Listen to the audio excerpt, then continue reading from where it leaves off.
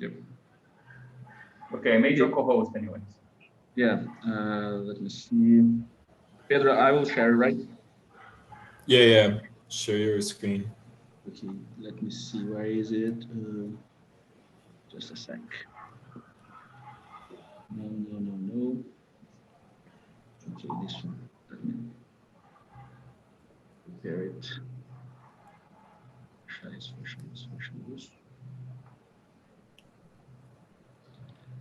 Now,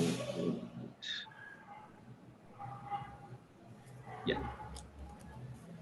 Okay. So, prepared this presentation with Pedro about this paper, Capitalist Space of Reasons, Analytic Neo-Hegelian Marxism, by this guy, Justin Evans. I wasn't aware of this person until this paper emerged. Triad. As you see, my collaboration with Pedro immediately yields an upgrade of the aesthetics of my presentations, which are usually very shitty. So this is much more much nicer than my customary ones. Pedro, please interrupt me anytime, right? Because we're sharing. Yeah, sure. Of course. We'll go for it. Add something.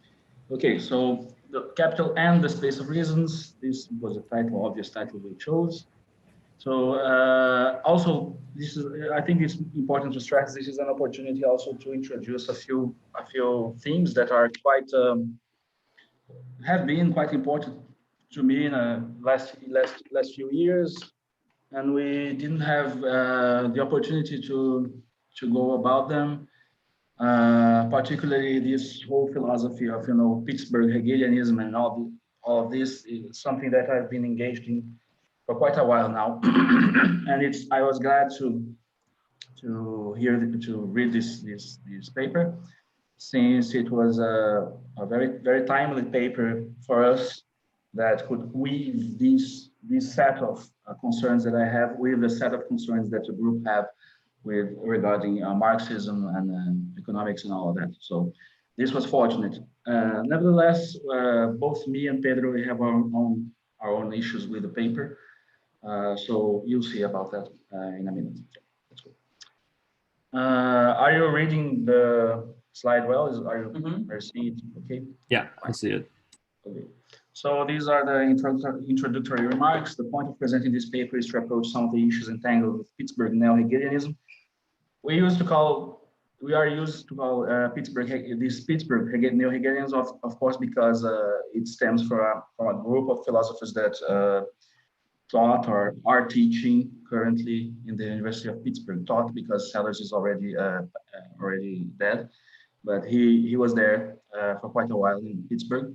And then the other two that are mentioned in Evans' paper are Robert Brandom and John McDowell, though they are all based in Pittsburgh. So this is why we used to call them like the Pittsburgh neo-Hegelians or something like that, or Pittsburgh Hegelianism. Right? Even Zizek has this critique of Pittsburgh Hegelianism as being not Hegelianism. So it's a common usage, right? So with Pittsburgh neo-Hegelianism, as it may or may not relate to Marxist themes. So the issue is interesting from a historical philosophical point of view, since, as Evans himself mentions, the relationships between the three terms Marxism, Hegelianism, and analytic philosophy are convoluted.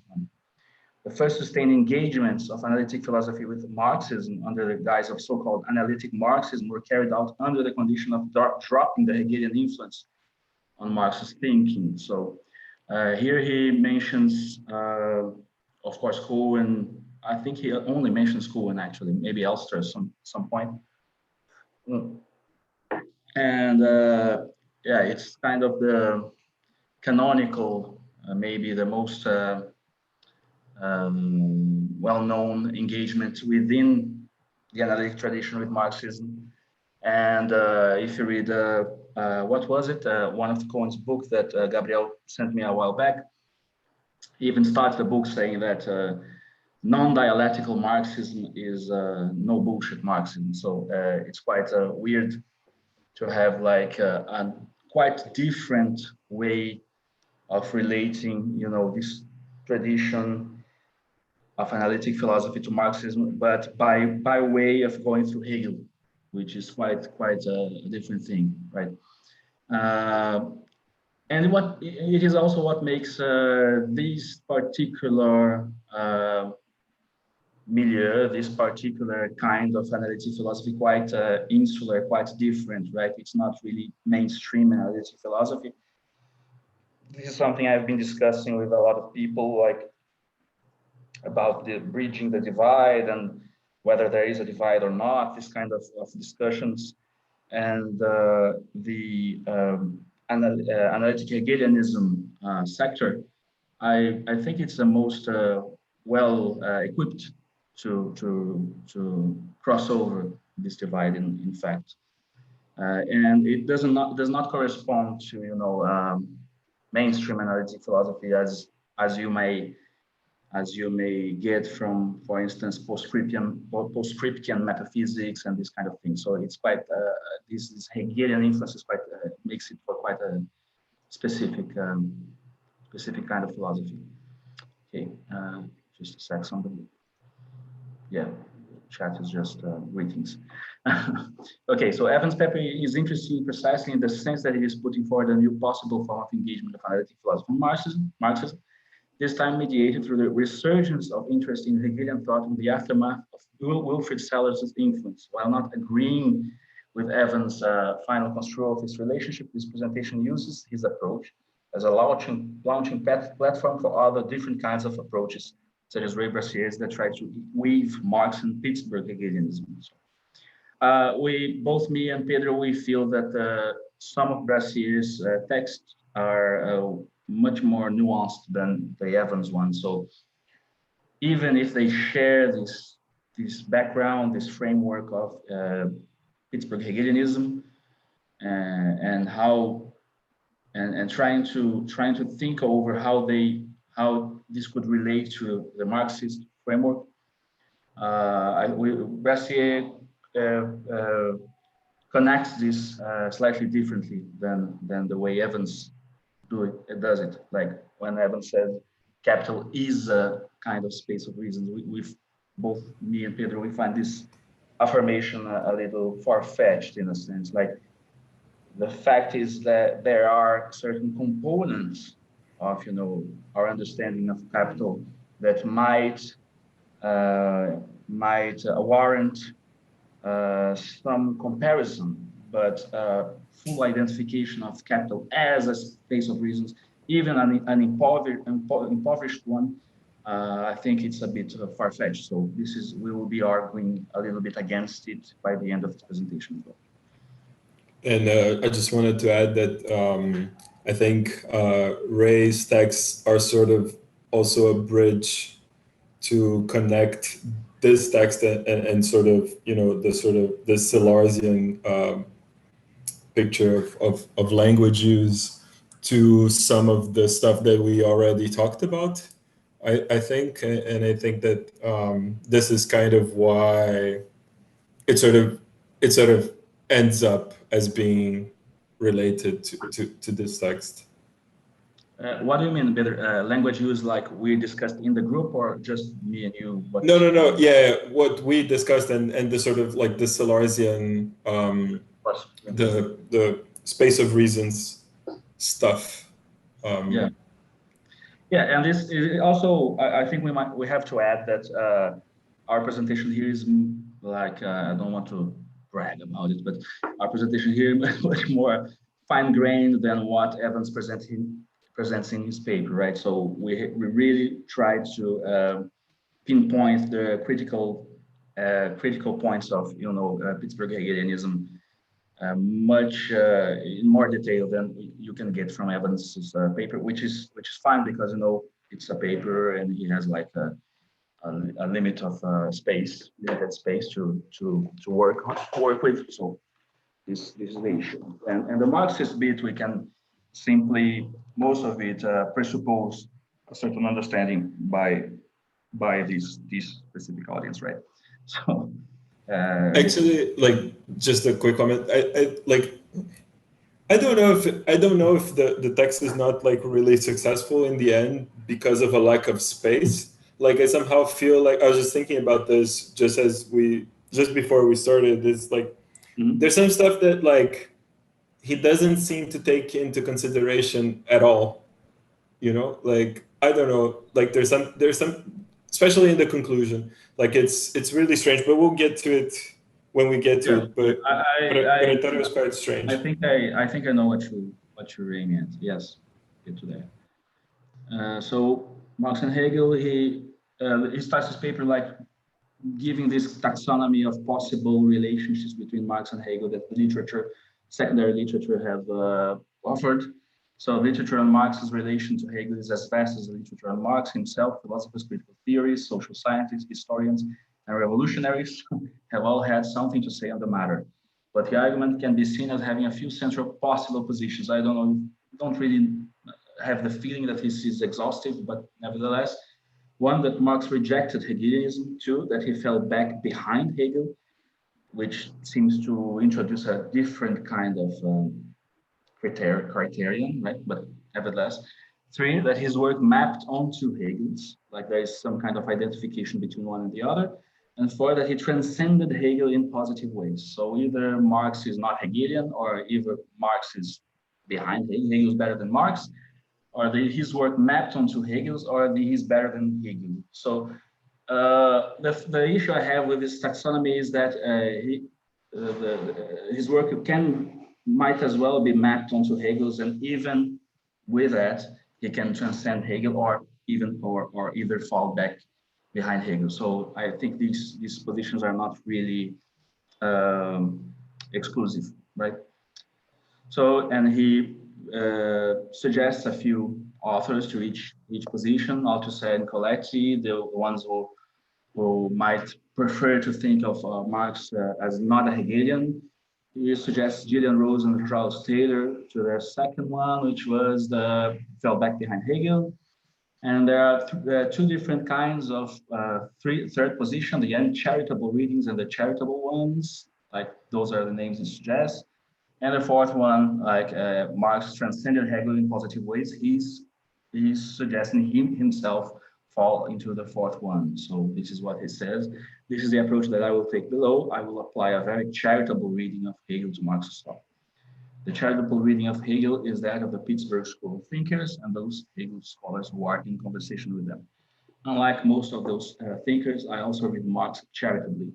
Using the tools of the Pittsburgh School gives us a philosophically interesting understanding of Marx's relationship to Hegel, and more importantly, of Marx's work itself. Sorry. Now, the funny thing I just realized from what you said is that I didn't think of this when I read the text, but if he's saying that he takes the position that Marx actually adds to Hegel, and his Hegelianism is the Pittsburgh Hegelianism, he should be saying that Marx goes beyond Pittsburgh Hegelianism as well. Yeah, it's quite weird in a sense. But he doesn't say any. He doesn't make any critique. No, actually, the text is a bit crude in that respect. Like, I think it's a bit crude. As I already announced, I think it's a bit crude to identify capital and the space of reasons. And I think it's connected to what you just said, in a sense. Like, he's not really making a critique of Pittsburgh Hegelianism. He's just trying to extract from it this concept of space of reasons, and it does so quite cursorily. But it suits well our ends, which is just to introduce some of these ideas to our research group, right? But yeah, I think it's a result of not taking really a critical stance, either towards Marx and either toward the Pittsburgh version of Hegelianism, which ends up adding weirdly, like in this like post-Pittsburghian Marx, which is quite strange yeah, you don't really get a feel for what that would mean, right, from the text. Yeah, you get a Pittsburgh Marx, perhaps, but yeah, like post-Pittsburgh Marx, like something like that. Yeah, well, so he's introducing then the central figures in the passage 2, Wilfrid Sellars, Robert Brandon, John McDowell, can perhaps be best understood as trying to show us what it means to be a rational creature. Rationality is clearly tied to reasoning, and this leads to the long-standing philosophical problem of knowledge. What justifies us in our claim to know that, say, gin is a colorless beverage? The most straightforward response is to point to some gin and thus confirm our claim. The hope is that the thing we point to can found our claim to knowledge without needing any further justification. So this raises what Sellars calls the myth of the given. Sellars lists possible candidates for the given: sense contents, material objects, universals, propositions, real connections, first principles, even givenness itself, and charges that much traditional Western philosophy includes some form of a myth.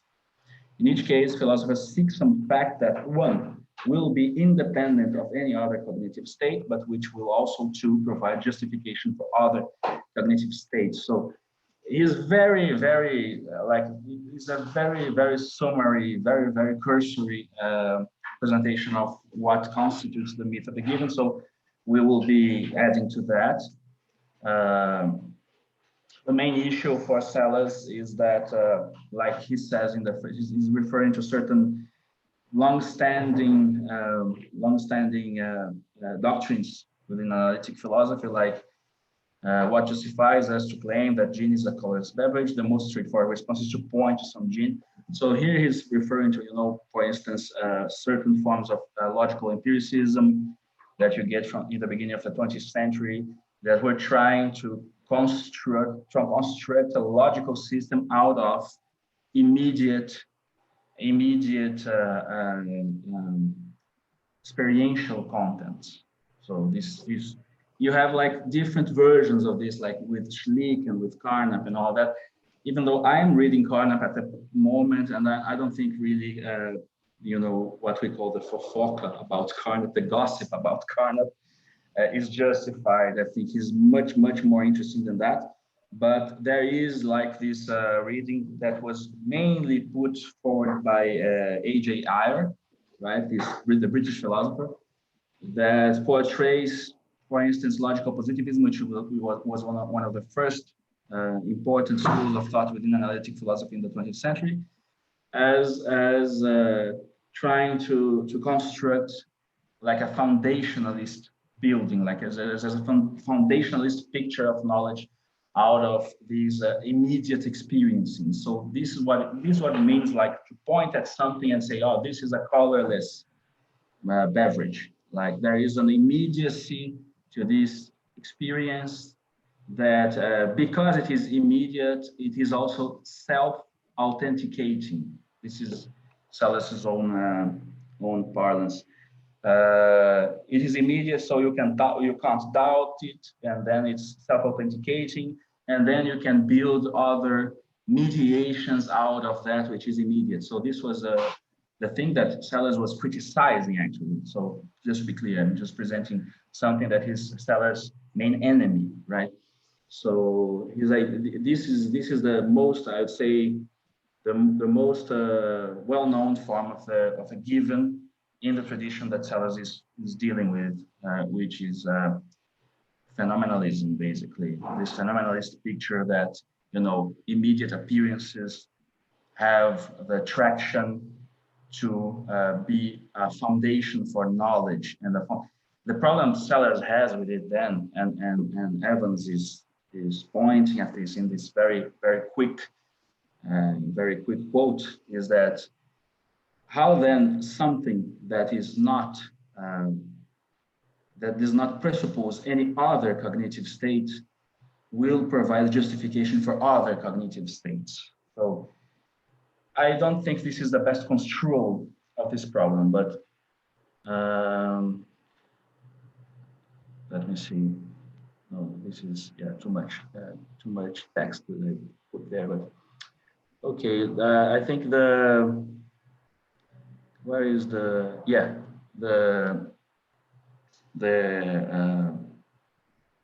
triads, Sellars and Triad, inconsistent triad. This is very famous. I think this is much clearer, right? So there is this three different propositions, right? So the first one says S, which is a certain subject, senses red sense content. Red sense content X entails S non-inferentially believes or knows that X is red. So what is it? What does it say? It says that sensing something entails believing or knowing non-inferentially that something has the property, right? So this is the first proposition. The second says the ability to sense contents is unacquired. So it's a kind of an innate ability, right? And the C says the capacity to have classificatory beliefs of the form X is F is acquired. So the problem with this kind of philosophies of the given,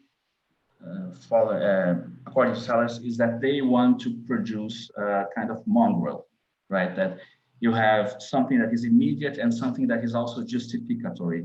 So this inconsistent triad is constructed in a way to show that, well, something that is immediate cannot be the justification for other things. So it says it all hinges upon the continuity between sensing and knowing. If it is possible to sense facts, then sensible contents have propositional form, and we are capturing a given. So sustaining A and B implies negating C. Sustaining B and C implies negating A. Sustaining A and C implies negating B. This is why it's an inconsistent triad. So if you believe A and B, so you can have a sense datum, and this entails a knowledge, and you sustain that the ability to sense is unacquired.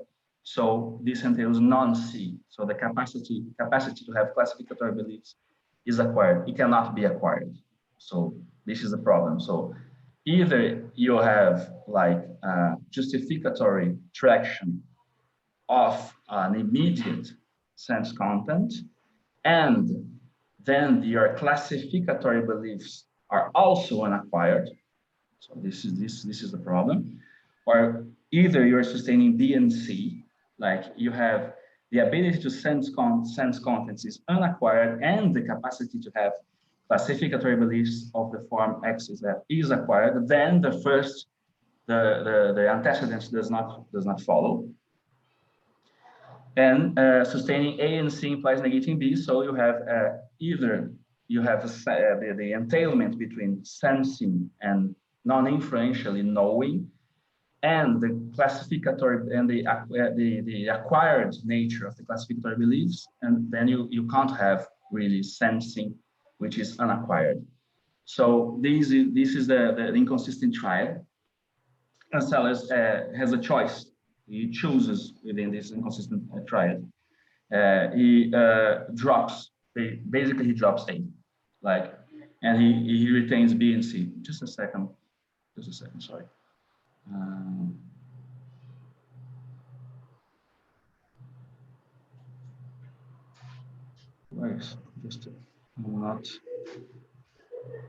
Just a second.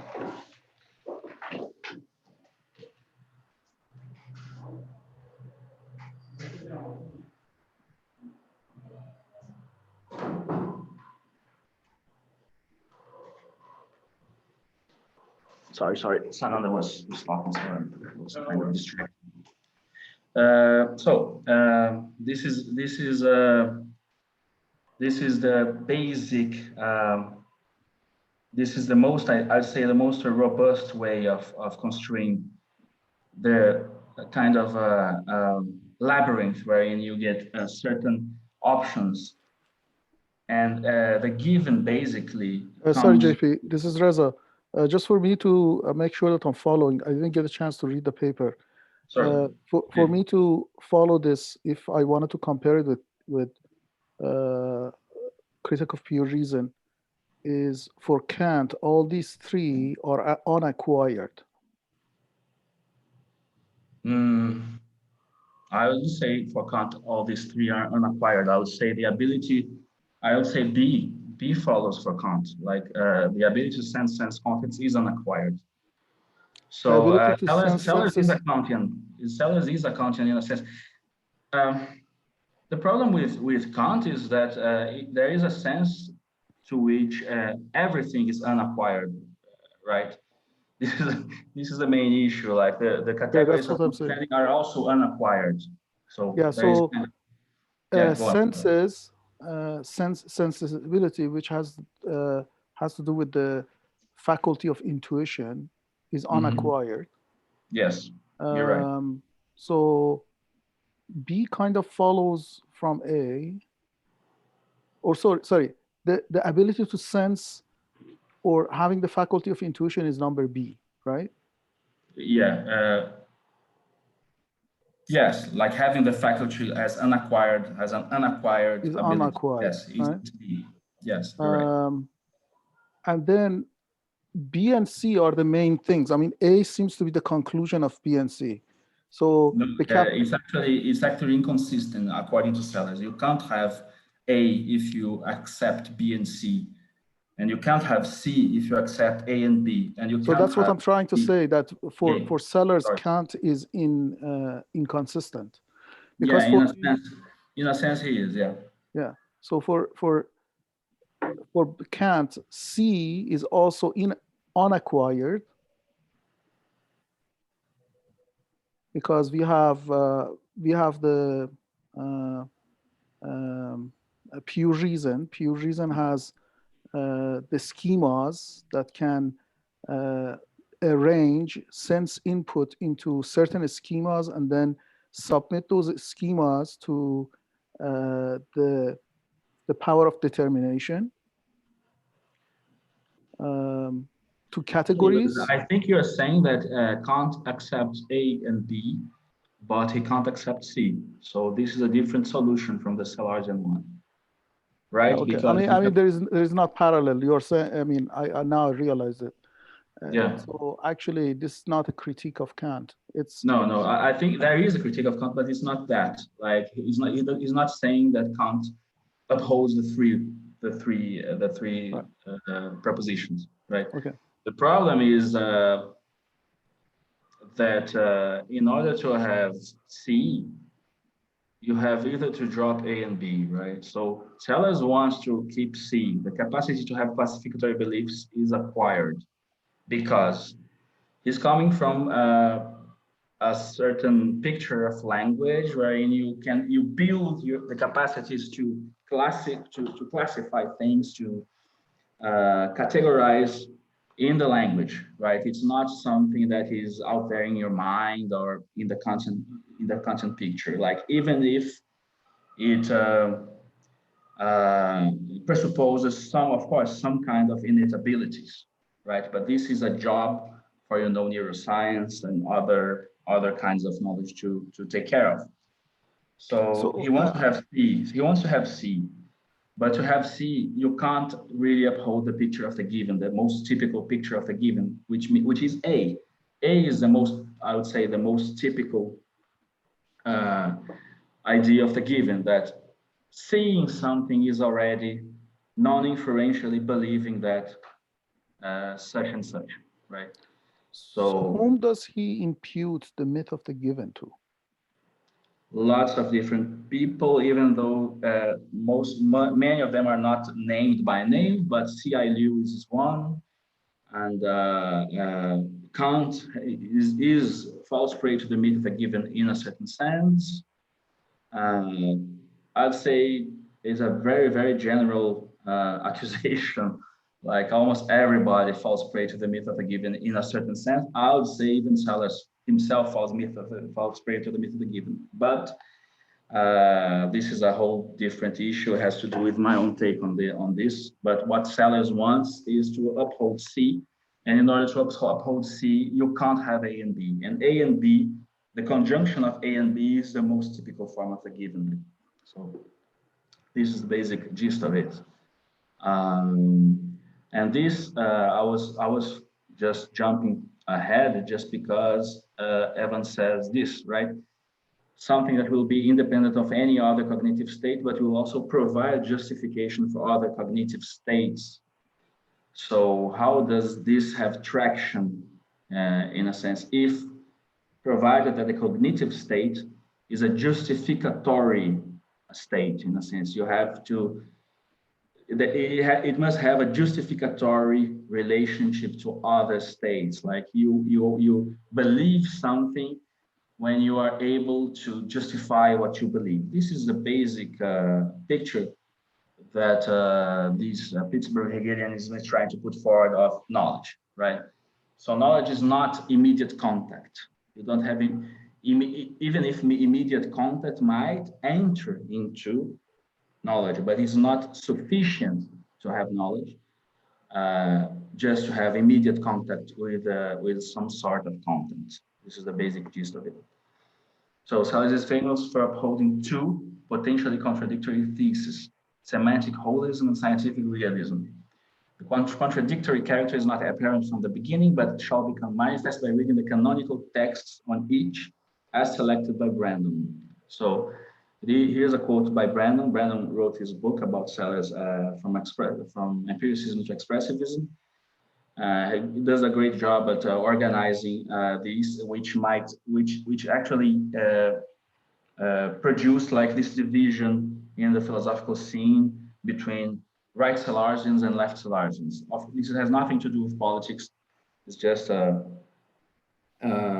joke with Hegel, like right Hegelians, left, even if in the case of Hegel, it was about politics.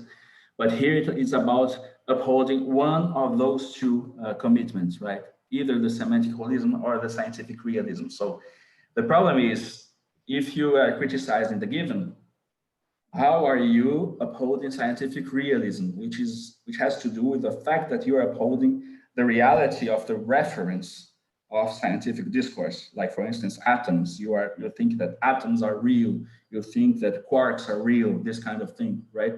So there is a certain, you have to uphold the reality of the referent of certain discourses. At the same time, you have semantic holism. So with the semantic holism, the tip of the balance is on the other side. Like every concept has its own determinacy, not by the direct relationship it has with the outside, the thing out there, out of language, like in the direct reference picture, right? But with the justificatory relations it might have with other concepts. So what I was just saying about this idea of knowledge as having this justificatory nature is a very grand and general idea for Salles. Like every concept will be characterized by having certain relationships of entailment with other concepts, and this is in the order of explanation. This comes first, then the direct reference picture. So you have like this kind of seemingly contradictory thesis, right? Upholding the two at the same time. And this is why this, in a sense, produced two different schools, so to speak: the left Salazians that will uphold semantic holism, and the right Salazians that will uphold scientific realism. So basically, this is what happened. So this is the quote: "Several decades ago, Richard Rorty suggested the philosophical admirers of Wilfrid Salles could be divided into two schools, defined by which of two famous passages from his masterwork, Empiricism and the Philosophy of Mind, are taken to express his most important insight." Like it's a decision, like you have to decide if it is one or the other. But Salles himself was trying to weave both into a consistent whole. So this is a difficulty. So the first one is: in the dimension of describing and explaining the world, science is the measure of all things, of what is that it is, of what is not that it is not. So this was famous. Became famous as the Scientia Mensura maxim. Like science will be the measure of all things. This is also both quotes are in the same text, Empiricism and the Philosophy of Mind. So the second one is: in characterizing an episode or a state as that of knowing, we are not giving an empirical description of that episode or state. We are placing it in the logical space of reasons, of justifying and being able to justify what one says. So if you, you can either choose the first or the second one. If you choose the first, you are a left Salarzan. You will develop the communitarian view. You are a right Salarzan. You will develop this scientific realist view.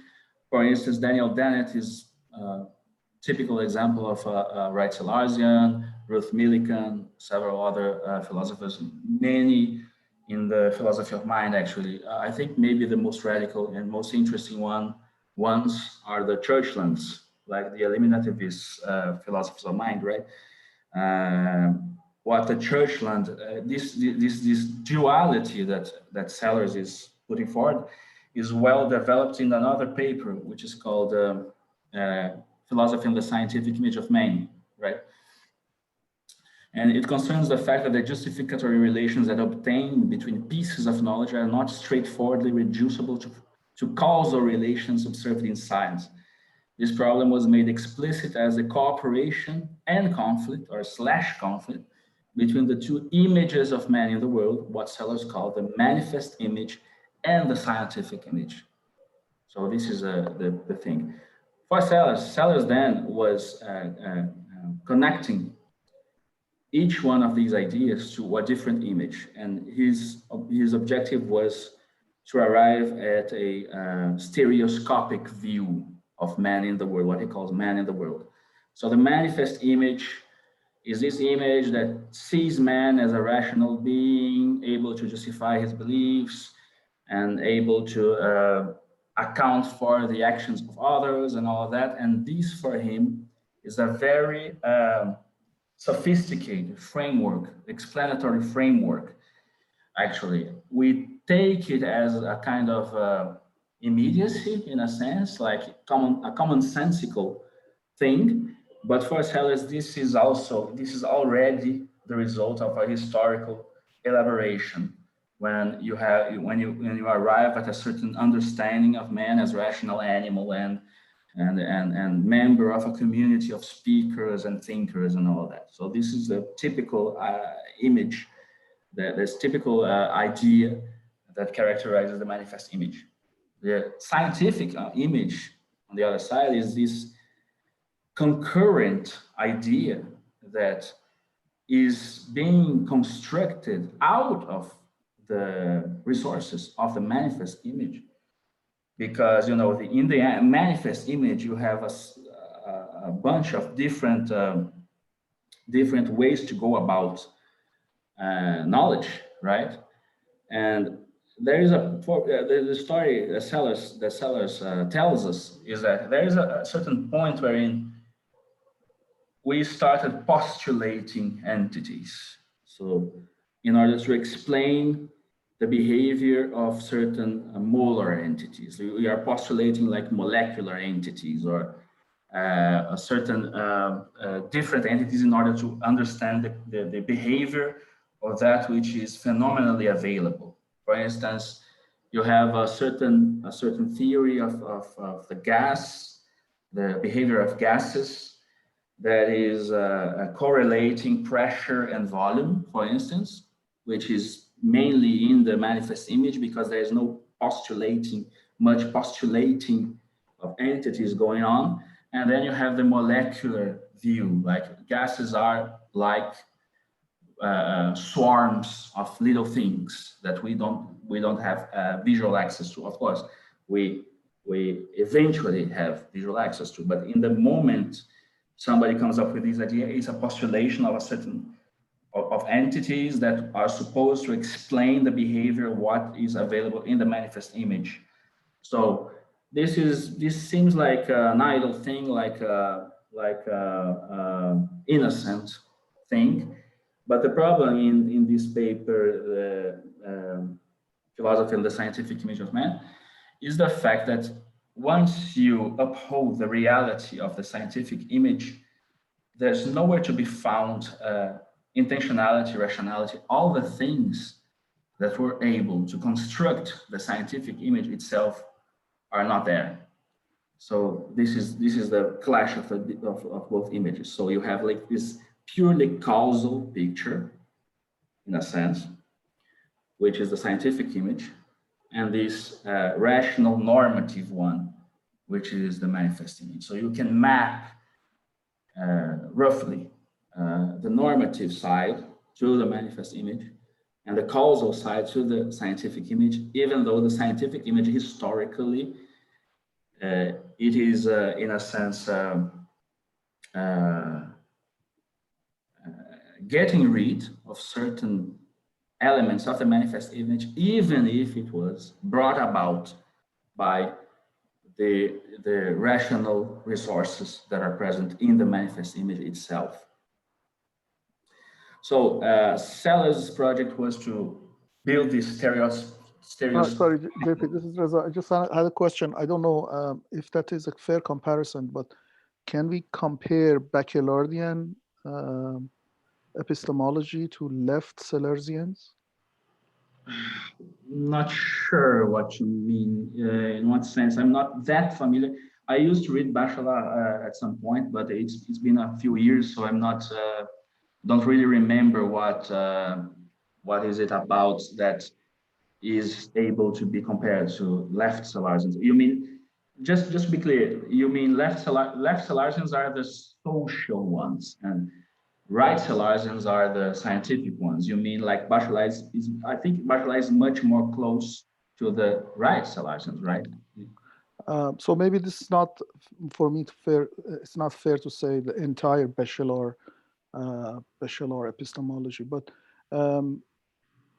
Badiou condenses a certain type of epistemology. He refers to French epistemology. Yeah. And he says that the French epistemology is basically the one that looks into having an accurate picture of the reality, not by completely adhering to reality, but by abstracting from reality. I see. Yeah. And that abstraction is what creates scientific theories. So as a matter of fact, in order to be scientific, you have to bracket certain aspects of the reality in order to, for example, come up with the theory of quarks or atoms or things like that. That sounds like a manifest model. Yeah, I see what you mean. It is possible. I think there are relations to be drawn between them. Even though I'm not sure Sellers would say that what defines scientific reasoning is abstraction, because in the manifest image itself, abstraction was already at place. Like he's contrasting. There is a third thing that people usually don't mention, which he calls the originary image, which is basically animism. Like there is an originary image, or there was, wherein we usually think of things as acting in character. Acting in character is like attributing to everything a certain kind of personality, so to speak. And this has a certain explanatory purchase, right? And the manifest image comes about when you actually already make a difference there. Like you are only some things act in character, while other things don't. So you have like this first division between, I'll say, I don't know, maybe the human or the animal and the other kingdoms. That is characteristic of the manifest image. And then the scientific image comes with I'm not sure if it's so much about abstraction.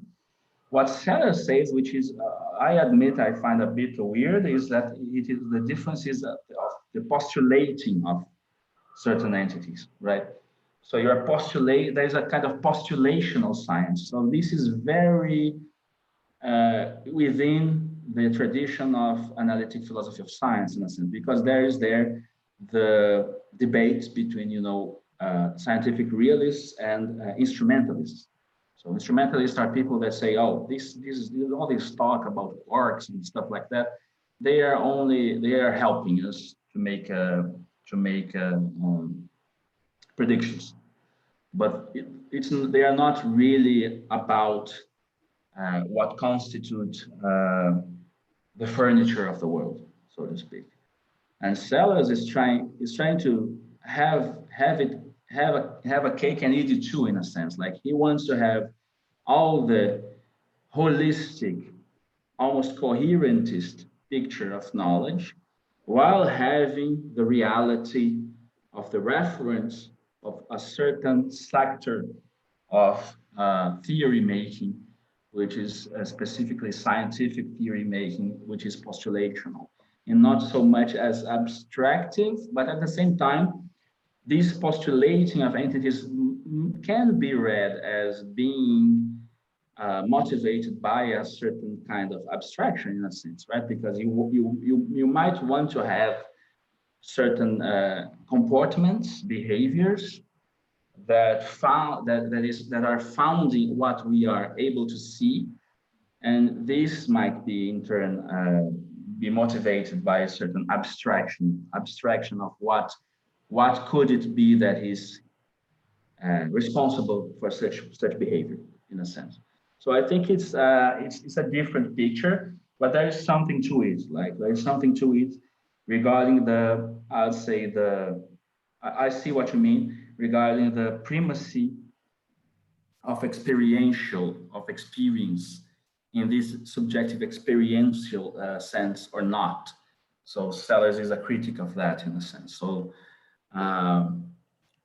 in French epistemology, once we get like to Althusser, which is very influenced also by the same tradition, you have this whole opposition, right, between what purports what is the domain of subjective individual experience, which is ideological, and that which is structural, therefore scientific.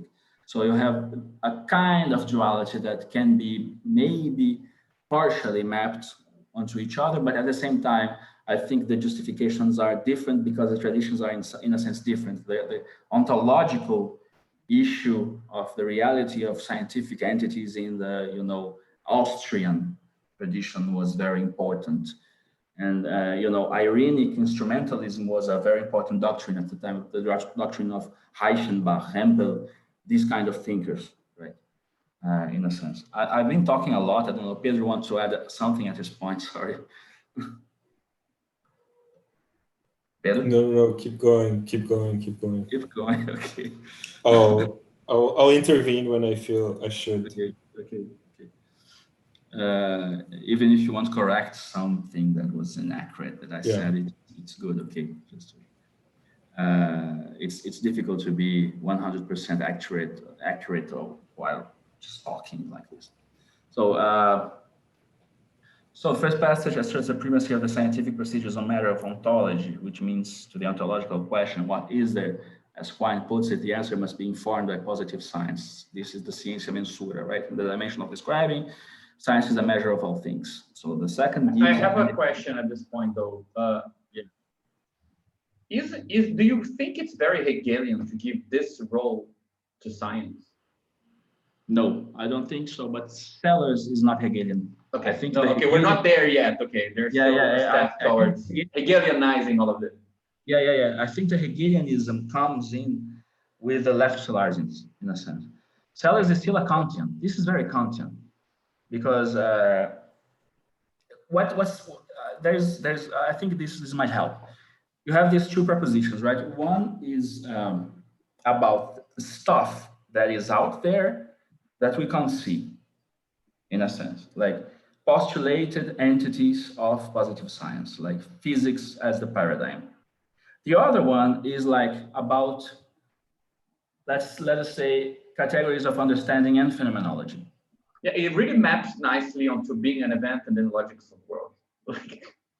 The science of what is and what is not. I want to have this conversation. Please come in. I'll store that for future. Yeah. But just let me finish this one, because you're asking about Hegel. I think this is Kantian, and Brandon thinks this is Kantian, but with a twist. The thing is, in Kant you have this. I mean, of course, this is a very big debate whether you have the two-world interpretation or the two aspects interpretation, right? Like noumenon and phenomenon, they are the same world, but they are two aspects. One is the world as considered from the point of view of the transcendental subject. The other one is the world in itself. Or you have this two-world interpretation, which kind of gives a bigger importance to the gap between these two dimensions, right? In Sellers, it's pretty obvious that, you know, the manifest image maps onto phenomena and the scientific image maps onto noumena. But the thing is, Sellers is very clear about this, because noumena for him,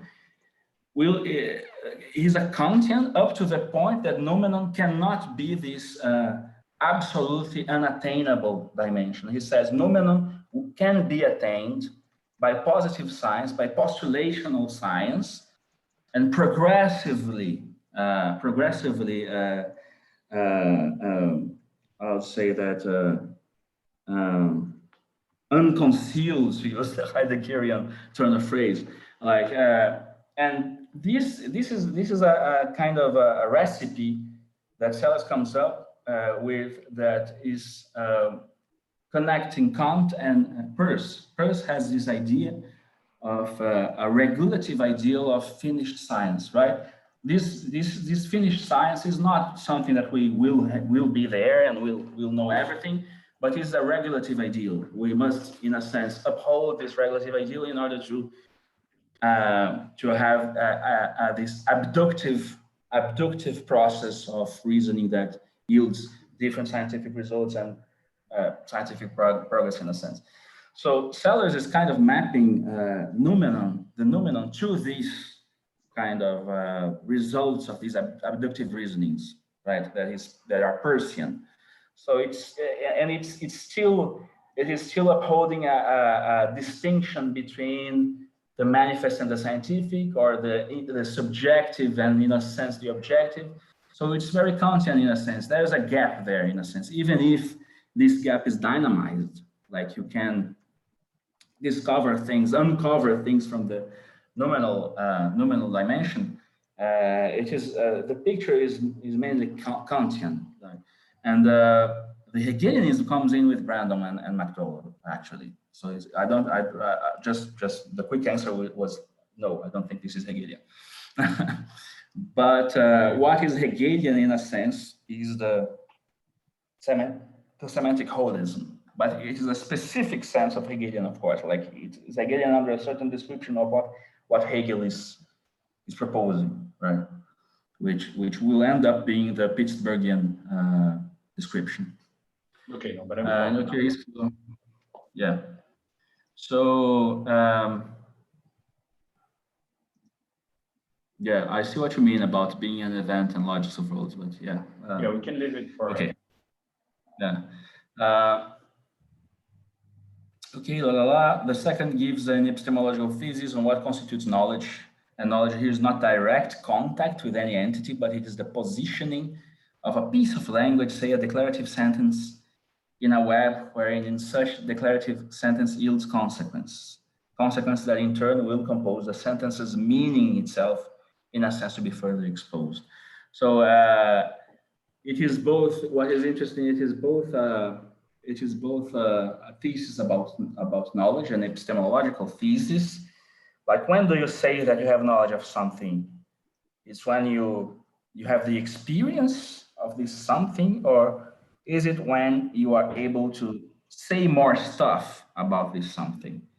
So, in a sense, to be crude, what Sellers is choosing the second option. It's not a matter of contact. It's a matter of saying further things about that thing. Like, and you have, in order to say further things about that thing, you have to conceptualize it in a sense that, you know, it will be defined in terms of other things. So this amounts to say what he says, what he said before, that knowledge is not a direct contact with something, but it is the placing of something in a web in a justificatory web. And this is why you can say further things about the things that you know, in a sense. So then you have a further problem, right? A problem that will be dealt with by all his students, the people that were influenced by him. That is the relationship between that with which you have direct contact and the justificatory web. So this is also what John McDowell says in the end of this slide, like the contradiction alluded and best articulated by Sellers in his paper, Philosophy on the Scientific Image of Man, concerns the fact that the justificatory relations we obtain between pieces of knowledge are not straightforwardly reducible to causal relations observed in science. This problem was made explicit as a cooperation and conflict between the two images of man in the world, what Sellers called the manifest image and the scientific image. In Evans's paper, he refers to a further philosophical problem that stems from this same difficulty and is expressed in John McDowell's philosophy as the conflict between the given and coherentism. This is kind of almost pretty intuitive. Like if what is justifying, if what is justifying the knowledge you have is the relationship of this piece of knowledge or of this piece of language, let us say, or this piece of thought with other thoughts, what is the relationship between these webs and its nodes and the reference, the outside reference, right? So John McDowell is then criticizing now, it's like an internal critique of a certain way. The Salesian picture is, well, you have then a tension between coherentism and the given. Like, I would say it's better than the given is to say between coherentism and referentialism and reference, in a sense. So how does the coherentist picture has reference, a real reference, in a sense? And this was Sellers' project, in a sense. So, and well, I just said that Sellers' critique of the myth of the given can be seen as a means to compatibilize the scientific realist thesis that the entities to which the scientific theory is referred to are real, with the idea that concepts are determined within a web of commitments that will be called the space of reasons. So here you have the inconsistent triad we talked about. So there you go. And then the version, John McDowell's version, coherentism and the given. But if one cannot have an individual concept without having more than that individual concept, then a concept cannot fulfill one of the conditions of a given. No concept can be independent of other cognitive states because all concepts necessarily rely on other concepts. This suggests that if there is to be a given, it must be non-conceptual. So instead of the concept of gene, we might try to found knowledge on the immediate visual appearance of the colorless liquid. But this given would fail to fulfill the other condition of a given, that it justify further cognitive states. So I think this is pretty clear. Sorry, whoa, what's happened? Yeah. This is because Sellers and those who follow him take rationality, judgments, inferences, concept usage to be normative and not just causal. Although the light bouncing off the tumbler will cause certain effects on my retina, and they in turn will cause neurochemical effects and so on, none of these causal effects suffices to produce thought. Thought is not merely causal. It is not what Brandon calls a reliable differential response disposition. For this reason, Sellers claims the attempt to analyze statements about knowledge into statements about non-epistemic facts is a radical mistake. Let me see just if there is more to this. Yeah, but just to flesh out a little bit, this reliable differential response disposition is the idea that even if you don't have thought or knowledge, you might classify in a certain sense, in a certain primitive sense, the environment. So this is actually Brandon's vocabulary, reliable differential response disposition, RD, RDs, to be short. So Brandom usually makes the cut between, you know, pure sentience and sapience with the aid of this idea. Like, I'm always criticizing this because I find this kind of funny. Like he usually comes up with the idea of a parrot. Like a parrot, you can train a parrot to yell the word red when it sees something red. Okay, so this is an RDRD. Like it has a reliable response that is differential, because if you show a blue patch of tissue, it won't yell red. It will yell red only if you show a red piece of tissue, because you trained it to do so. And it is a disposition, because you can predict that it will respond in that way. So this is an RDRD. The RDRD are not only exclusive to animals, like he says, like a thermostat does an RDRD. Some metal that rusts in contact with, you know, salt water.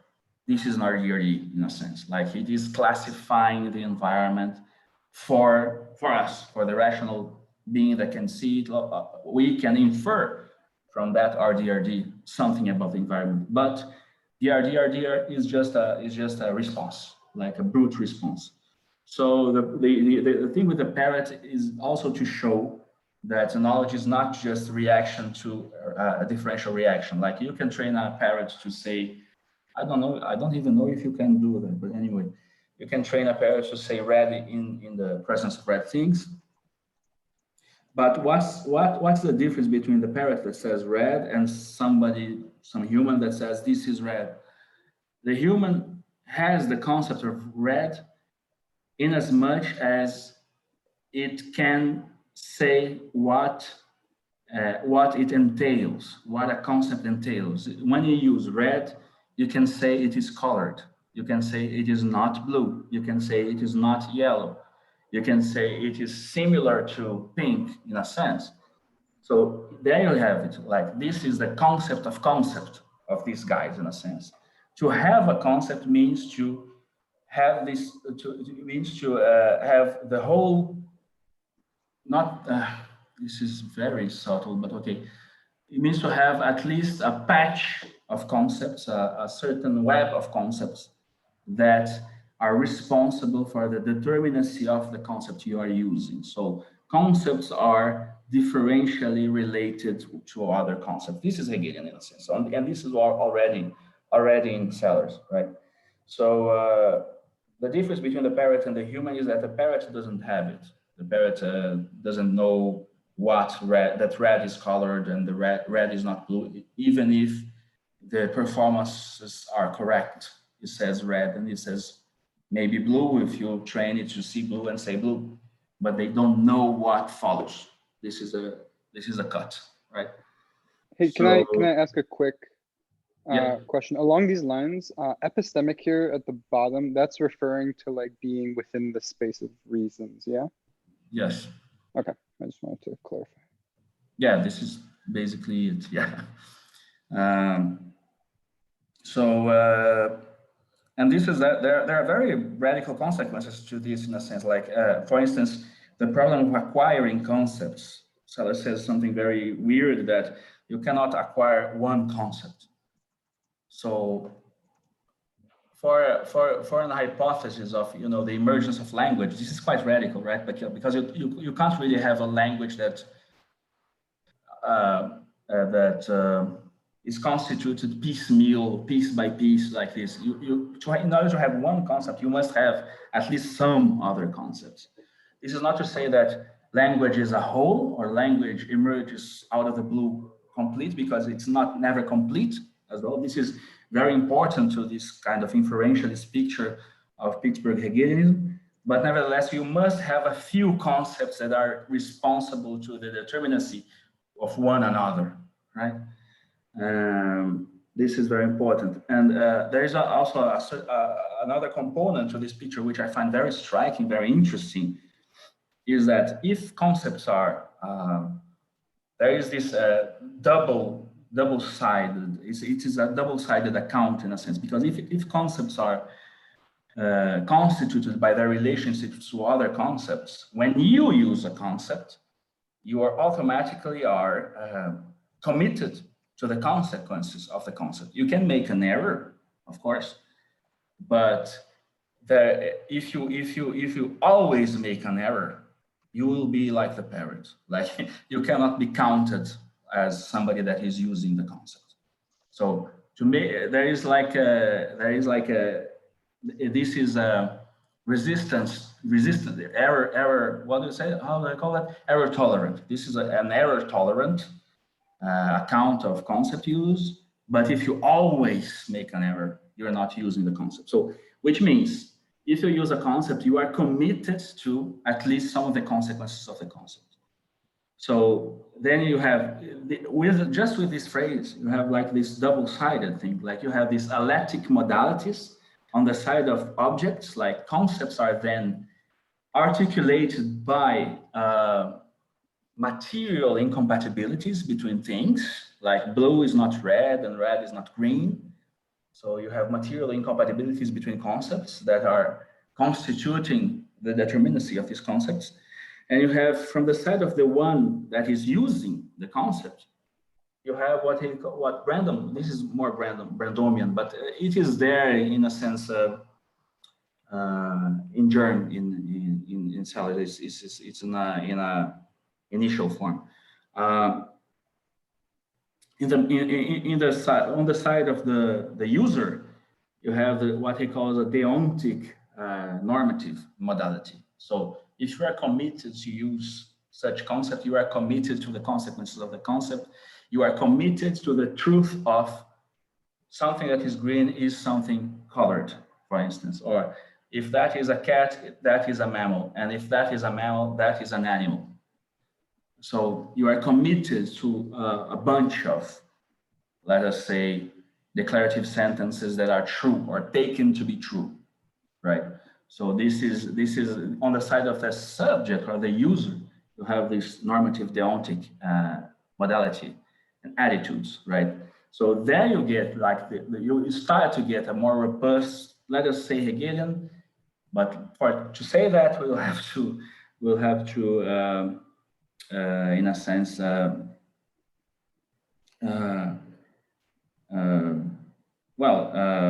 there are critiques to this in a sense of being properly Hegelian. Of course, Zizek does not agree with this account, but you start to have in the Pittsburgh perspective a kind of Hegelian picture where it's not only the objects, concepts are not only responsive to objects, but our uses are also structured by the commitments that we are undertaking just by using a concept. And this is not voluntaristic in a sense, like it's not up to you. You are using red, either you are using correctly or not in a sense, but at the same time, there is this further very interesting consequence that is, you don't know everything that follows from a concept. And this is crucial. This is also, I think, a Hegelian insight. Like, in order to use a concept, how am I compatibilizing these things? Like, on one side, you are committed to a certain determinacy, to a certain set of consequences when you use a concept. This is one proposition. At the same time, you don't know everything that follows from the concept you use. So this is what Brandon calls the ampliatory task of concept use. Like, if you are using a concept and you have to know certain entailments that are responsible to the determination of the concept, but you don't know everything. So you have the task of searching for these entailments, right? And you don't know everything that a concept entails, even individually or as a community. Like, this also connects to the idea of science, right? Science is discovering new properties about certain objects. These new properties will take the form then as certain lateral commitments when you use the concept of the thing that is being tested, right? So this face-off between language, the resources of language and knowledge is built in this picture. Like knowledge goes hand in hand with the development of the resources of a language that is expressing the knowledge in a sense, right? So this is the basic picture of inferentialism. Right?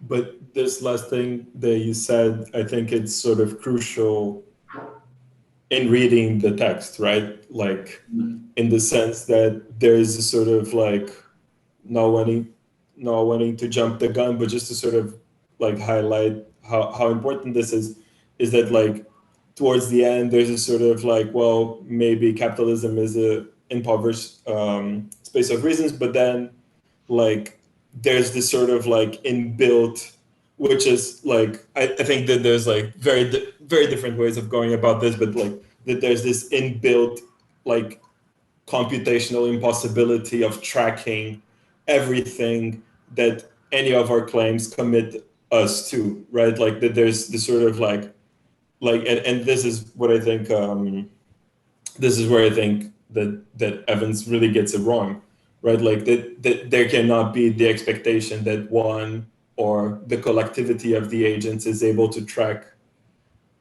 what their commitments entail. And I think that in this bit there's something like quite crucial to sort of like, I don't know, like synchronizing, let's say, like Salarzian picture of a concept and like a theory of capitalism. I think the synchronization, I think you agree with me because we discussed this before, but I think the synchronization is possible in a sense, not synchronization, but the relationship is possible. Like, and it might be fruitful. I think Ray has some very interesting insights into that, but the synchronization in the sense of having a mapping one-to-one or something like that between, capital as described within the Marxist framework, because this is what this is about, right? There is a certain descriptive framework, which is Marxism, and Evans is proposing that the Marxist framework amounts to a space of reasons, even if it is an impoverished one. But there is and you, Pedro, you are talking about this very important element that is the amplificatory task that is built in the space of reasons that might be absent perhaps from the picture, the Marxian picture. But at the same time, there is another kind of unknown that is in the Marxian picture that is, I mean, I'd say more crucial even, that the Marxian picture usually is cast as a genealogical critique, of certain pictures of capital. So there are certain pictures of capital as stemming from the behavior of individual rational agents that are thought of as ideological, right? So it seems that the Marxian picture needs, in a sense, in order to, from the point of view of the space of reasons, to be, in a sense, unconscious. So it doesn't amount to a space of reasons in the same sense as the literal space of reasons of concept use you are talking.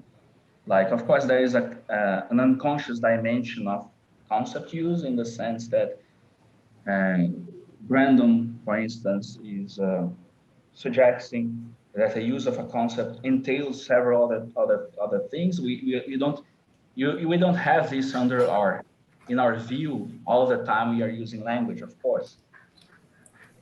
No, go on. Sorry. No, but that's exactly the thing, right? Like I think that by like appealing to this idea of the amplificatory task, you're sort of like able to like reconcile, to sort of like abandon the genealogical critique and adopt a kind of normative theory of language as being something that mediates precisely these like asymmetries that are inbuilt, and that's why I said a theory of capitalism, right? Like, because I mean, it doesn't necessarily needs to be this one, but I think that there's like really important things that mesh well together once you sort of like replace, or this is what I've been thinking about reading this and some of the other stuff that I've been working on, is that like once you replace the genealogical perspective with this sort of like normative theory of language, and which like accounts for precisely these problems in tracking the commitments and entailments, you sort of get like, you sort of better able to synchronize oh yes, yeah, I see. What's else, you know what I'm, yeah, it's clear. Yeah, I agree. Okay, just to see if I understand a bit better text from what you guys presented this far, because the idea of space of reasons is a way to talk about knowledge as a capacity to justify one's beliefs, but it's also a capacity, let's say, to unpack a statement into other coherent statements, right?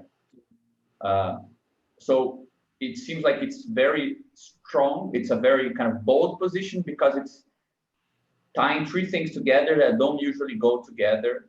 At least it's supposedly a very Hegelian idea to bring these things together, which is a sort of idea of rationality that is also social, because you need to acquire, it changes with time, it changes with history, right?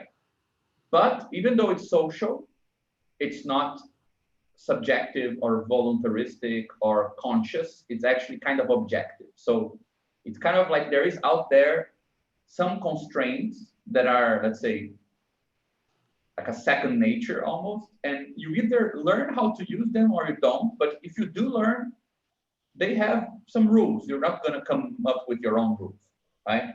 So it does suggest a sort of objective logic, right? Objective spirit, as Hegel would put it. Something that is kind of built into control of objective spirit. Yes. Yeah. So something like built into our institutions, our practices, and so on. And he makes the claim that this is useful to understand, for example, how value works, because you need to reason whether you want or not in capitalism in terms of value, competition, money. It's not a matter of, for example, the statement, I want an apple, therefore I will eat an apple. It's irrational.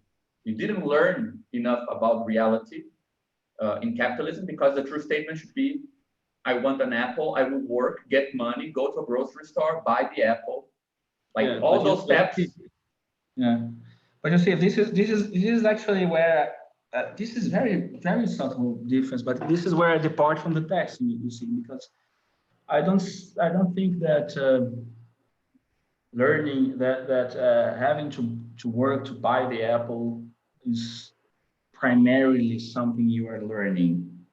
It is actually something that you are coping with because of a certain constraint. Yeah, but for example, I think it works better for capitalists than for workers, because you can say the worker resists this or doesn't think like that. But Marx says many times that capitalist rationality, the way capitalists behave, is not something of their own volition either.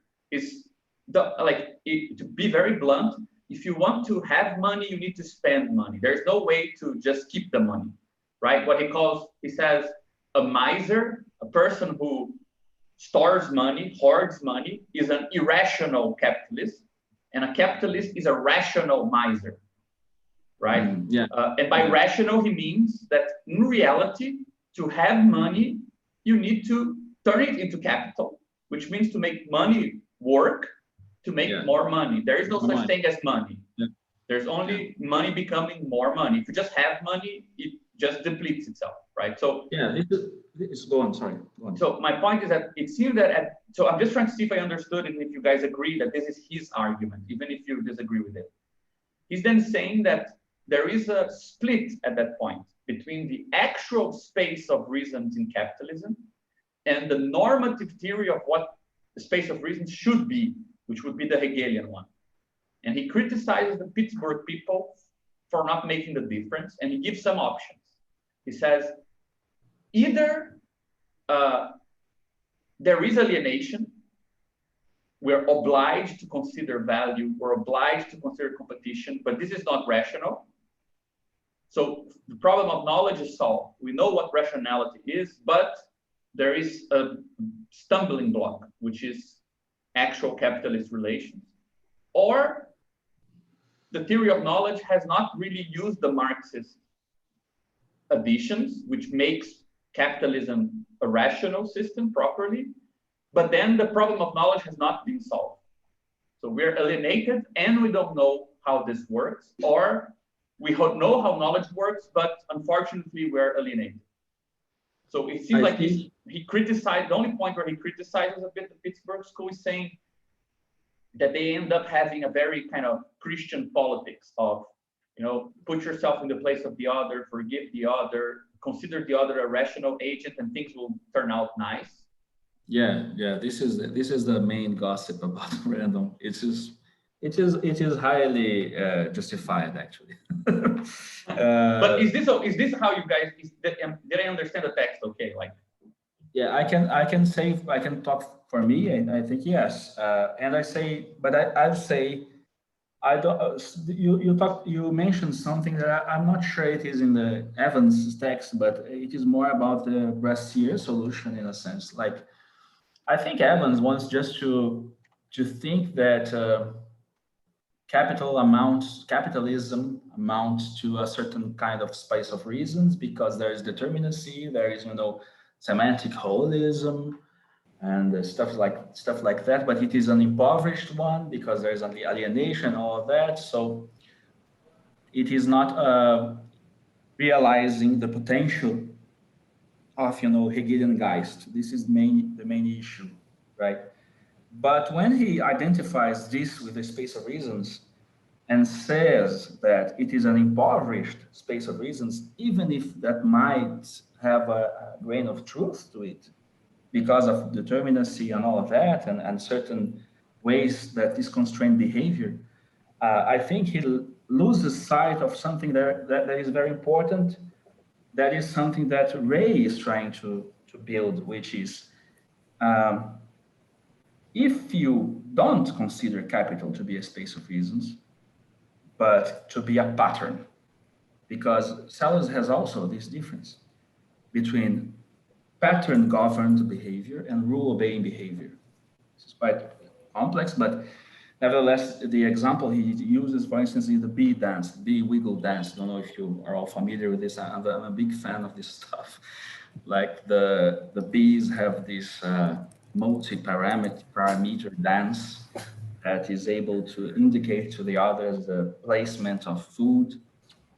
And Sellers tends to think of it like a kind of pattern that is evolutionarily enforced, but not really a norm-obeying behavior, because it is not a reason-guided. And this is not just because we think that bees don't reason, but because this is, oh my God, because a reason is more like an intentional with an S kind of property. Like it does not support substitutional versions. Like when you think, like, there is this very famous paper by Donald Davidson, Actions, Reasons, and Causes, I think, where he says, well, I turn the switch on in my house, and I alert a burglar by doing so. There is a burglar in the house, and the burglar sees that I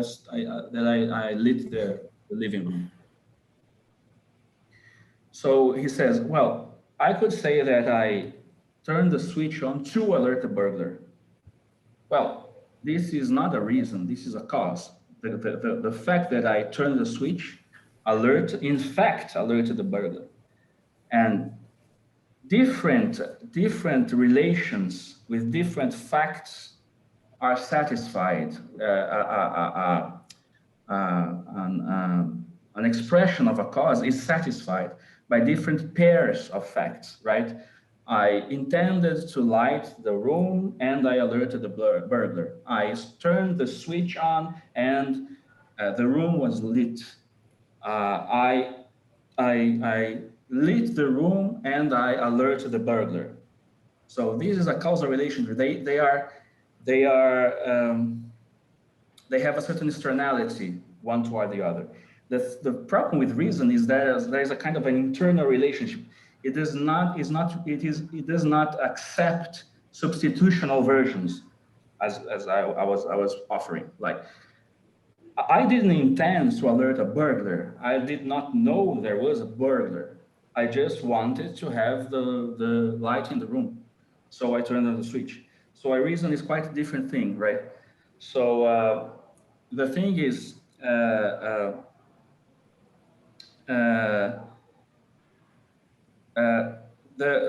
instantiating a pattern does not necessarily entail that you are objectifying the pattern as acting because of a reason. You can act for a reason, but I can say the reason, he uses this phrase reason, like acting for a reason, acting because of a reason. But in fact, you can map acting for a reason as acting for a cause, that is a pattern, right? And acting because of a reason as acting for a reason because it is internal to my behavior to act this way because of the reason that I have in mind, in a sense. Okay, but how would you think the statement, I need to work for a living? Yeah, this is the problem. I think this is acting for a reason, yes. But the thing is this capitalism, or is this the relationship between space of reasons and a certain pattern that is constraining the space of reasons that yields certain imperatives that are not only responsive to the space of reasons itself? I see like, your point. you see the problem? Yeah, there's an interaction. I would suggest actually an interaction between two systems instead of one system. But this is what you, now that you just said it, this is what sprung to mind, because the title of his text is Capitalism as a Space of Reasons, not the space of reasons. Yeah, you're right. And actually your presentation was the. So, I mean, I don't think that he presupposes one.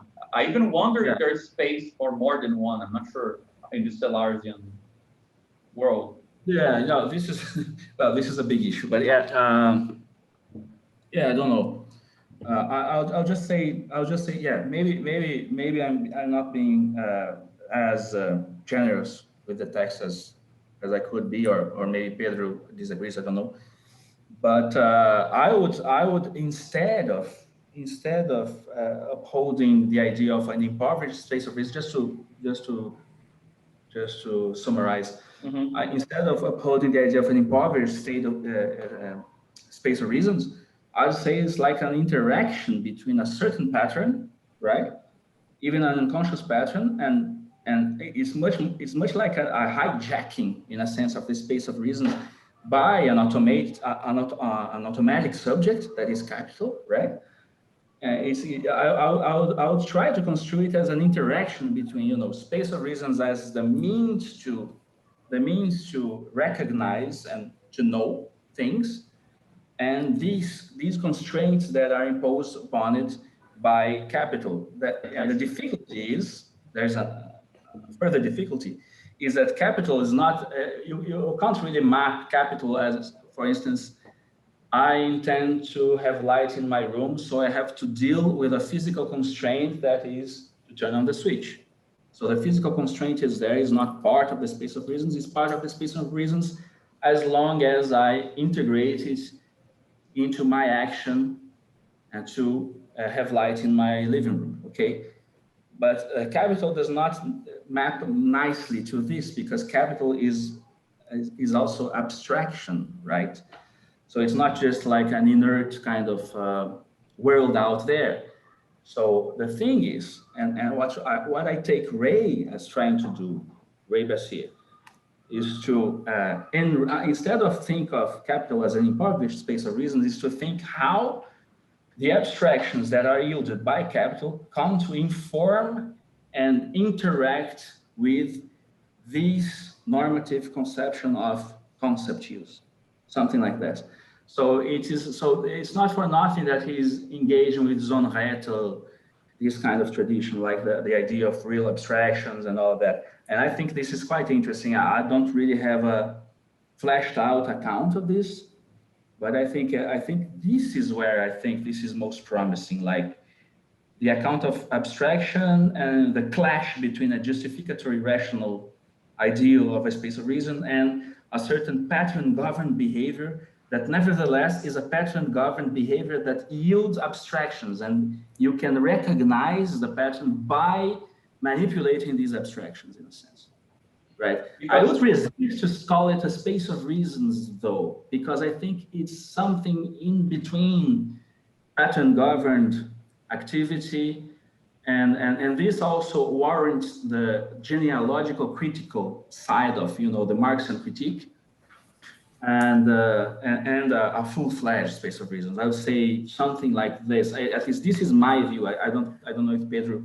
Because just say my impression of this, because tell me if this makes sense. From what I know of the project, it does seem to have a bit of this, which is it's the good reason not to make capitalism into a rational project or a project that shapes reason is that in this way, reason becomes intrinsically political.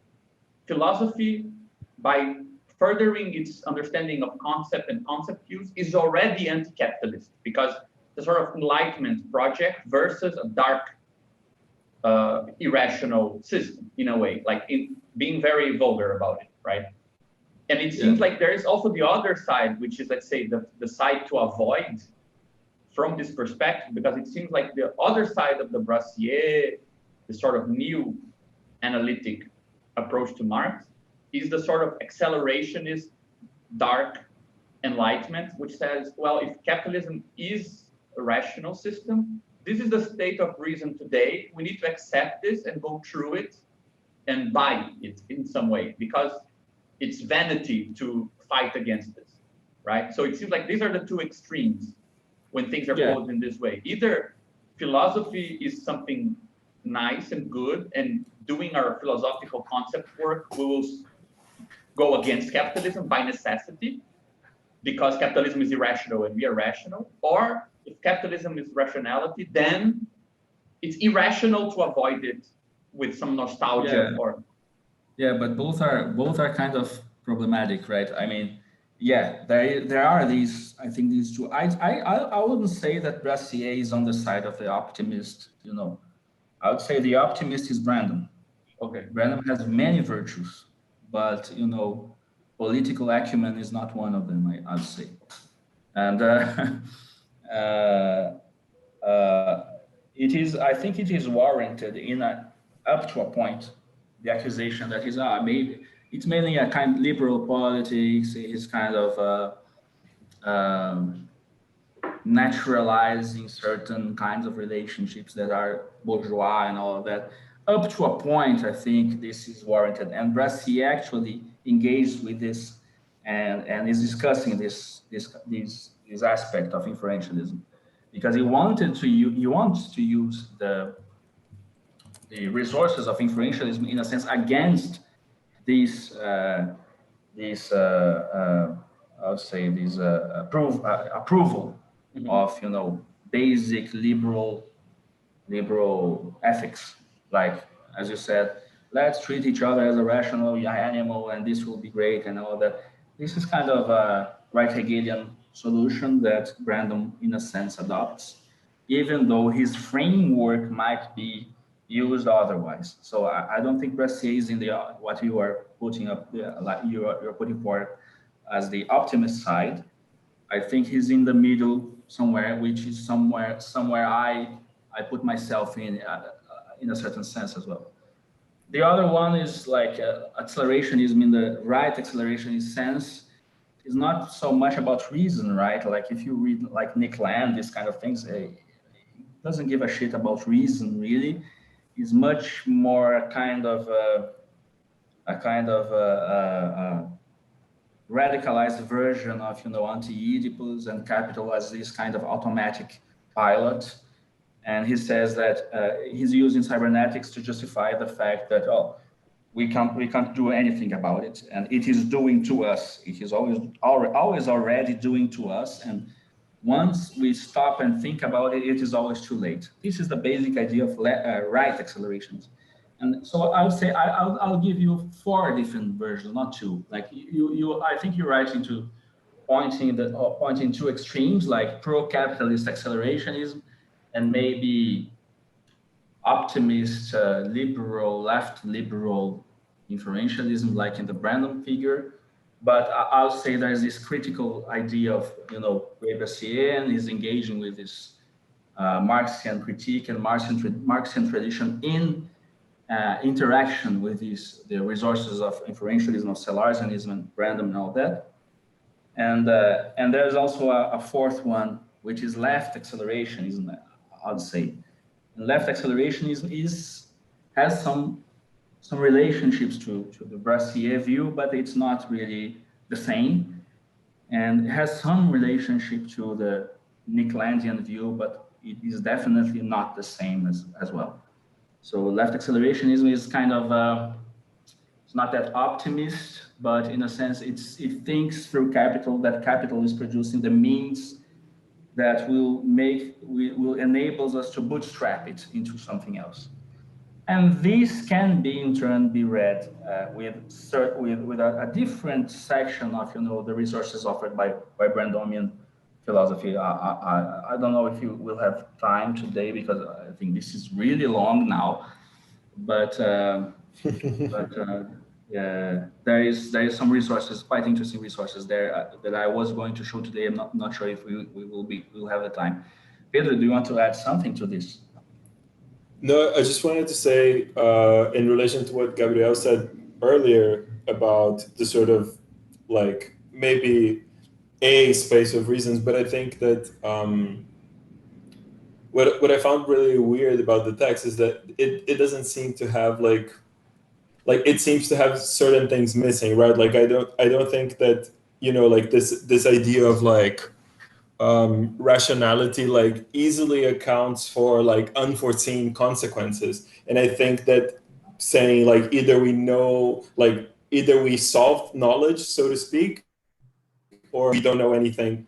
And I think that I think that there's something that I think it's very difficult to, I think a lot of people miss that in this sort of like Brandonian Salesian, but there's this distinct sense in which it accounts for emergent effects. And I think that I wouldn't say that like either capital is like a space of reasons or the space of reasons, but I think that like it's almost like as if like a better name for this text, it like if I was writing it, maybe it's like that like capitalism as like the negative externalities of reason, right? Like in the sense that there's like it is produced because like the collectivity of the agents that are engaged in society, like there's no real sense in which they can guide their collective, like there are ways, right? Like that's what like politics is to a certain extent, but like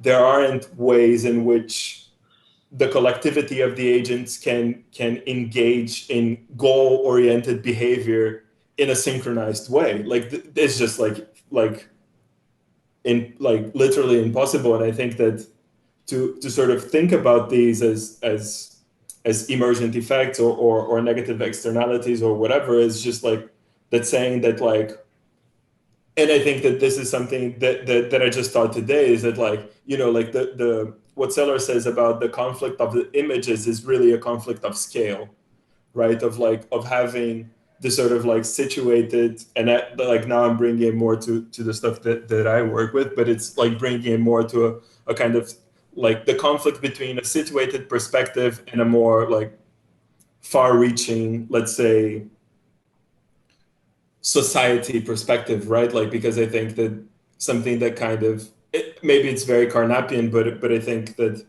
it makes sense with the idea of the sociology of language or language as a social practice, which is like that this structure, like societies precisely what allows knowledge to be structured in the way that it is, and therefore is actually what enables science to do what it does.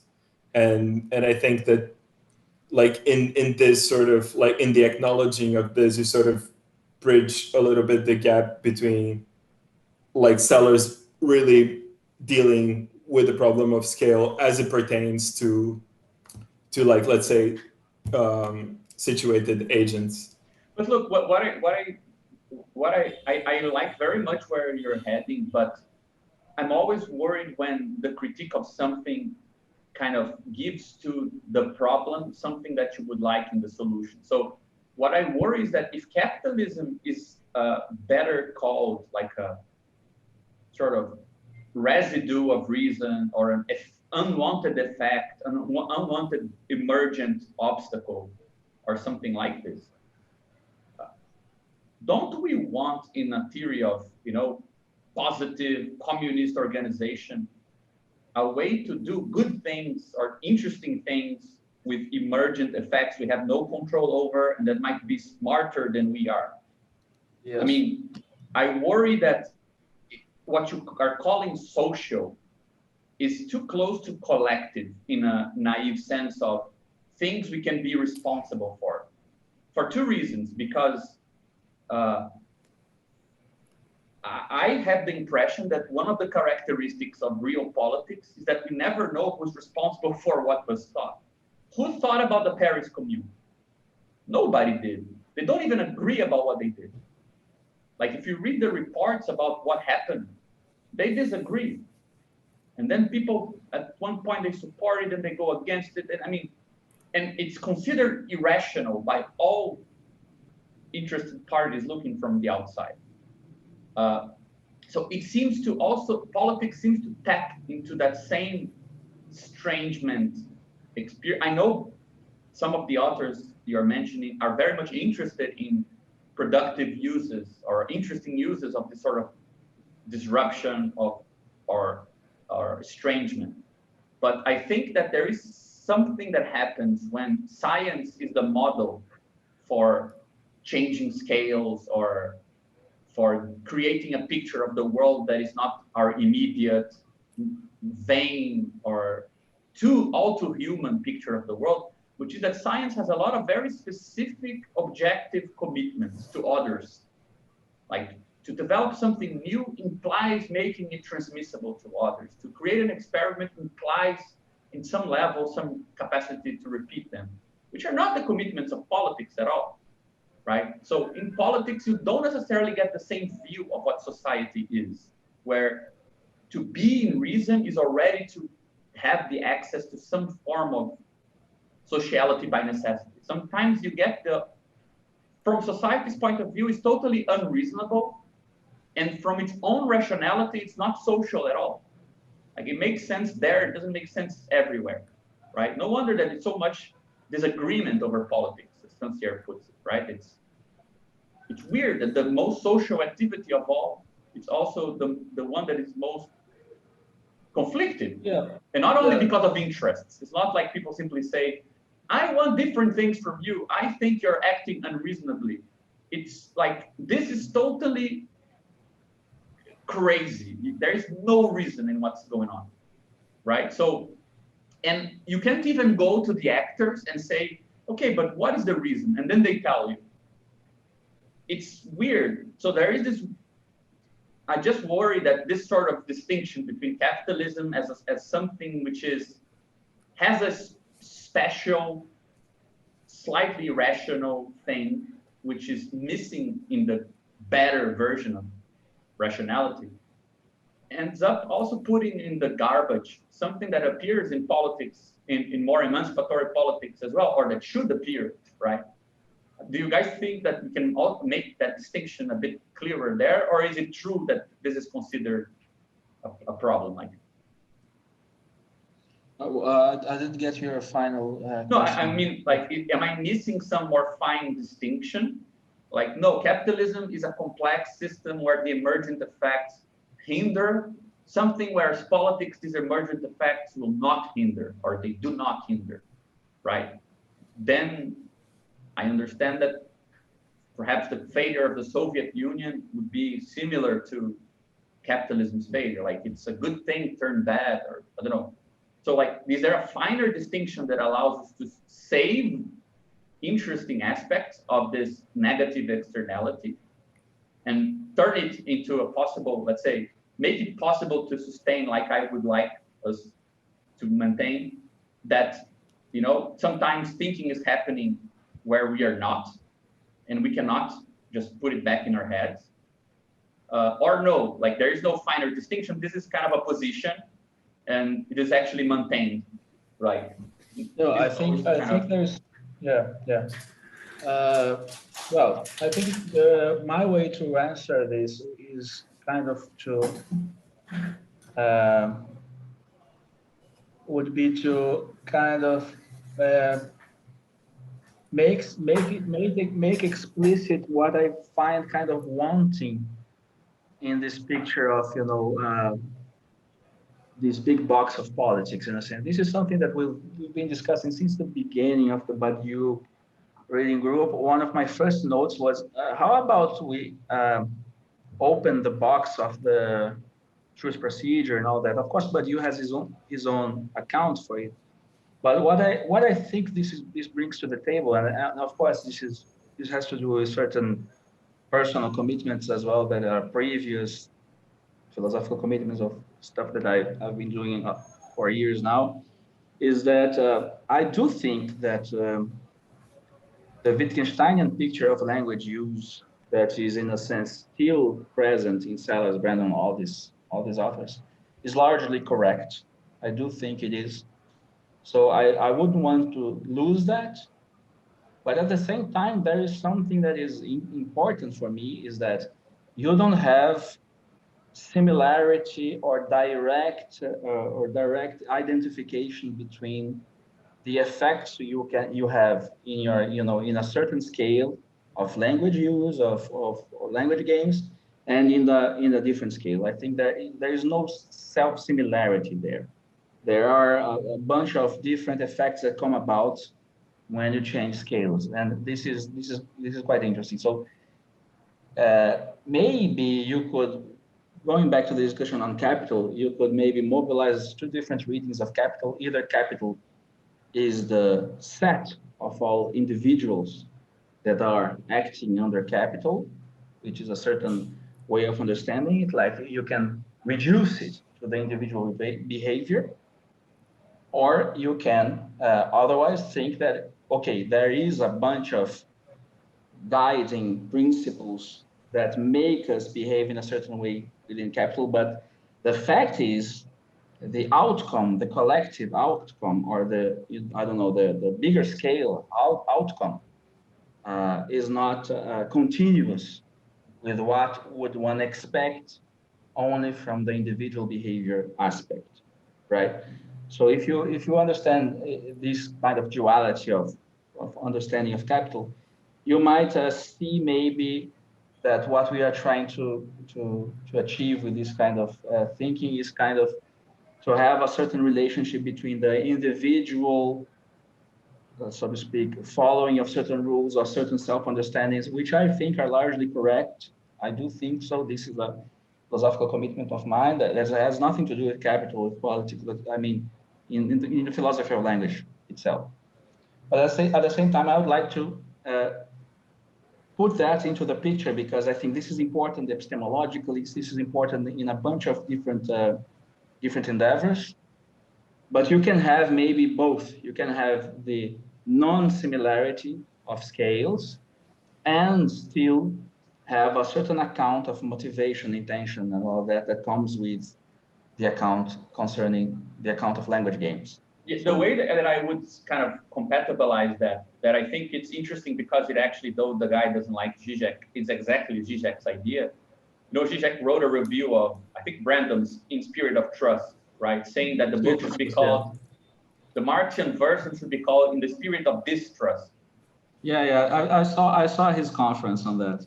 Yeah, because his general point for many years, and I think that he doesn't discuss it in these terms, but I think you would agree, is that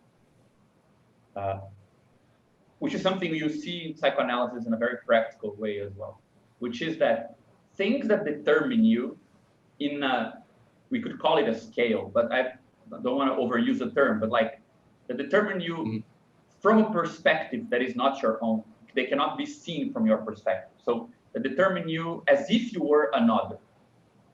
They're usually justified by a rational, just a narrative about another. So the way to bring down to your level a logic that is other to you is to ascribe it to an other's logic. So for example, last time when Dennis was presenting, I think we got to a nice point that is similar to this, because if you ask anyone about their belief in money, do you know what money is?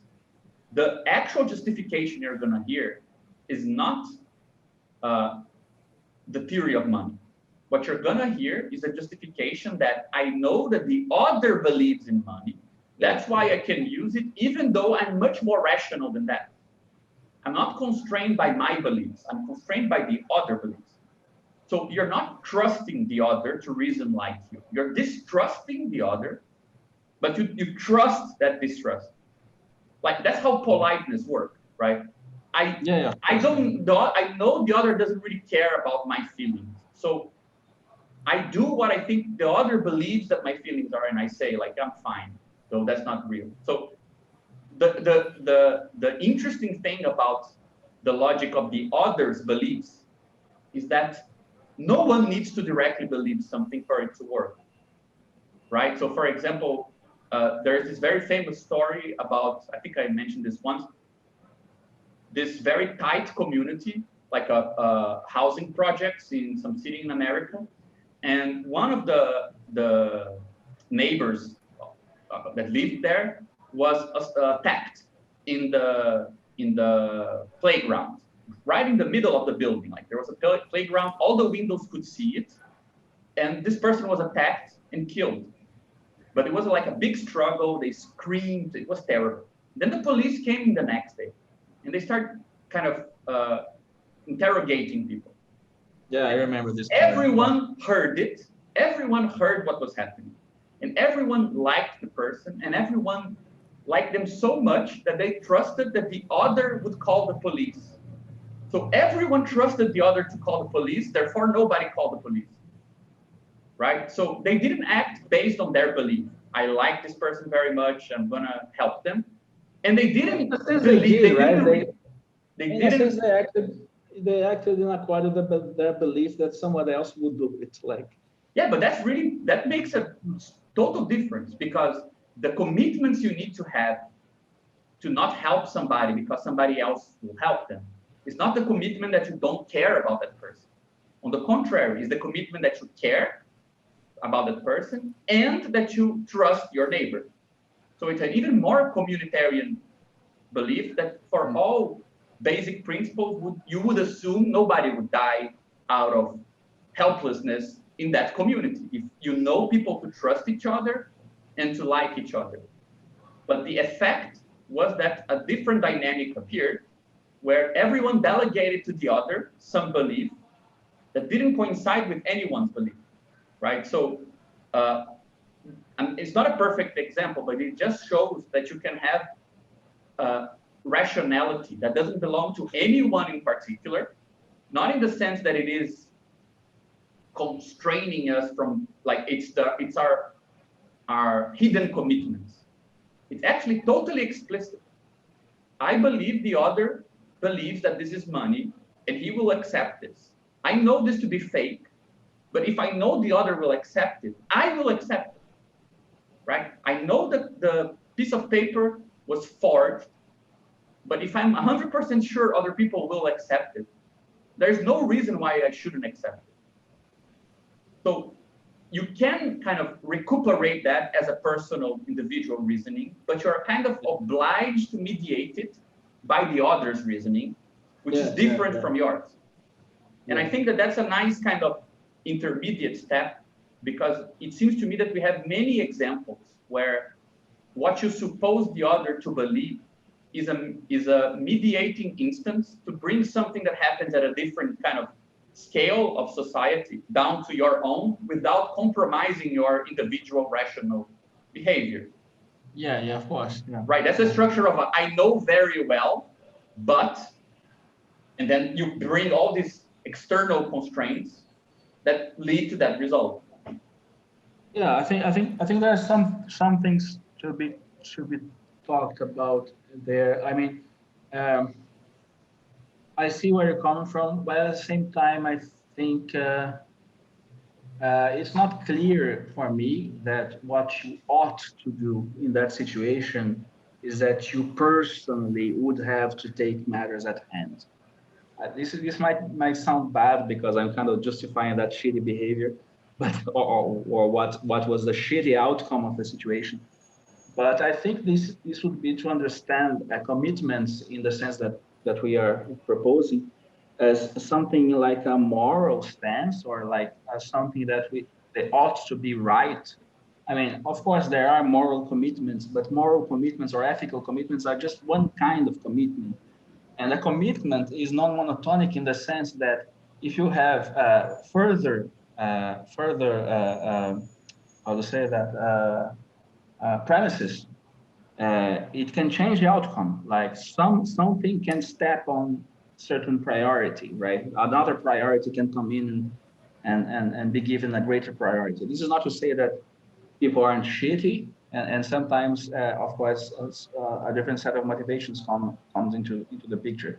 But in the sense of, the understanding of the structure of language, knowledge, all of that, it is rational in a sense to suppose that somebody else would take these steps. Like, the thing is, what strikes me in your story is not that there wasn't a commitment or people were unfaithful to their own commitments. I don't think they were. They maybe really thought that somebody else would take action. They were maybe lazy. Yes. No. Look. That's not a perfect example, but that's an example that I think, from what you guys said, you would call it a negative externality. Beyond reason, there was a bad effect, but it's not like we acted irrationally because of that. And my point is that this is more fleshed out. You can say more things if you treat it as the other's rationality. The others are okay. Because this, I mean, in that example, yeah. Sorry, just to conclude. In order to think of this as an external system, right? You are proposing to think of it as the rationality of the other built into one system, something like this. No, but because my point is the following. Is that I don't think that particular example is very good because you're right, it's moral, it's something else, and it's very localized. But capitalism is not a bunch of weird, emergent, negative effects that are random. You can actually, the weird thing about capitalism, and Marx does this all the time in the book, he moves between capital as the thing being explained to what he calls bourgeois economy as the thing that explains, right? And he's constantly mocking bourgeois economy for saying something that they don't really believe in. But it's sort of like you're spelling out the rationality of no one in particular. There is this sort of rationality of someone that's supposed to believe in it. But even when you look at the capitalist, he's also constrained due to competition. Competition is also the capitalist thinking about how other capitalists deal with the organic composition. Not like, it's not you reasoning by yourself, right? It is you kind of adapting to someone else's reasoning, who is also reasoning in terms of someone else. And if you ask who is the reasoner, it's no one. Yes. And right? let me just jump into the discussion here. What I think that Gabriel is the point that he's trying to make is that if the social conditions for knowledge are not in place, how come people again and again feel that they are producing knowledge, that they in fact know what is happening?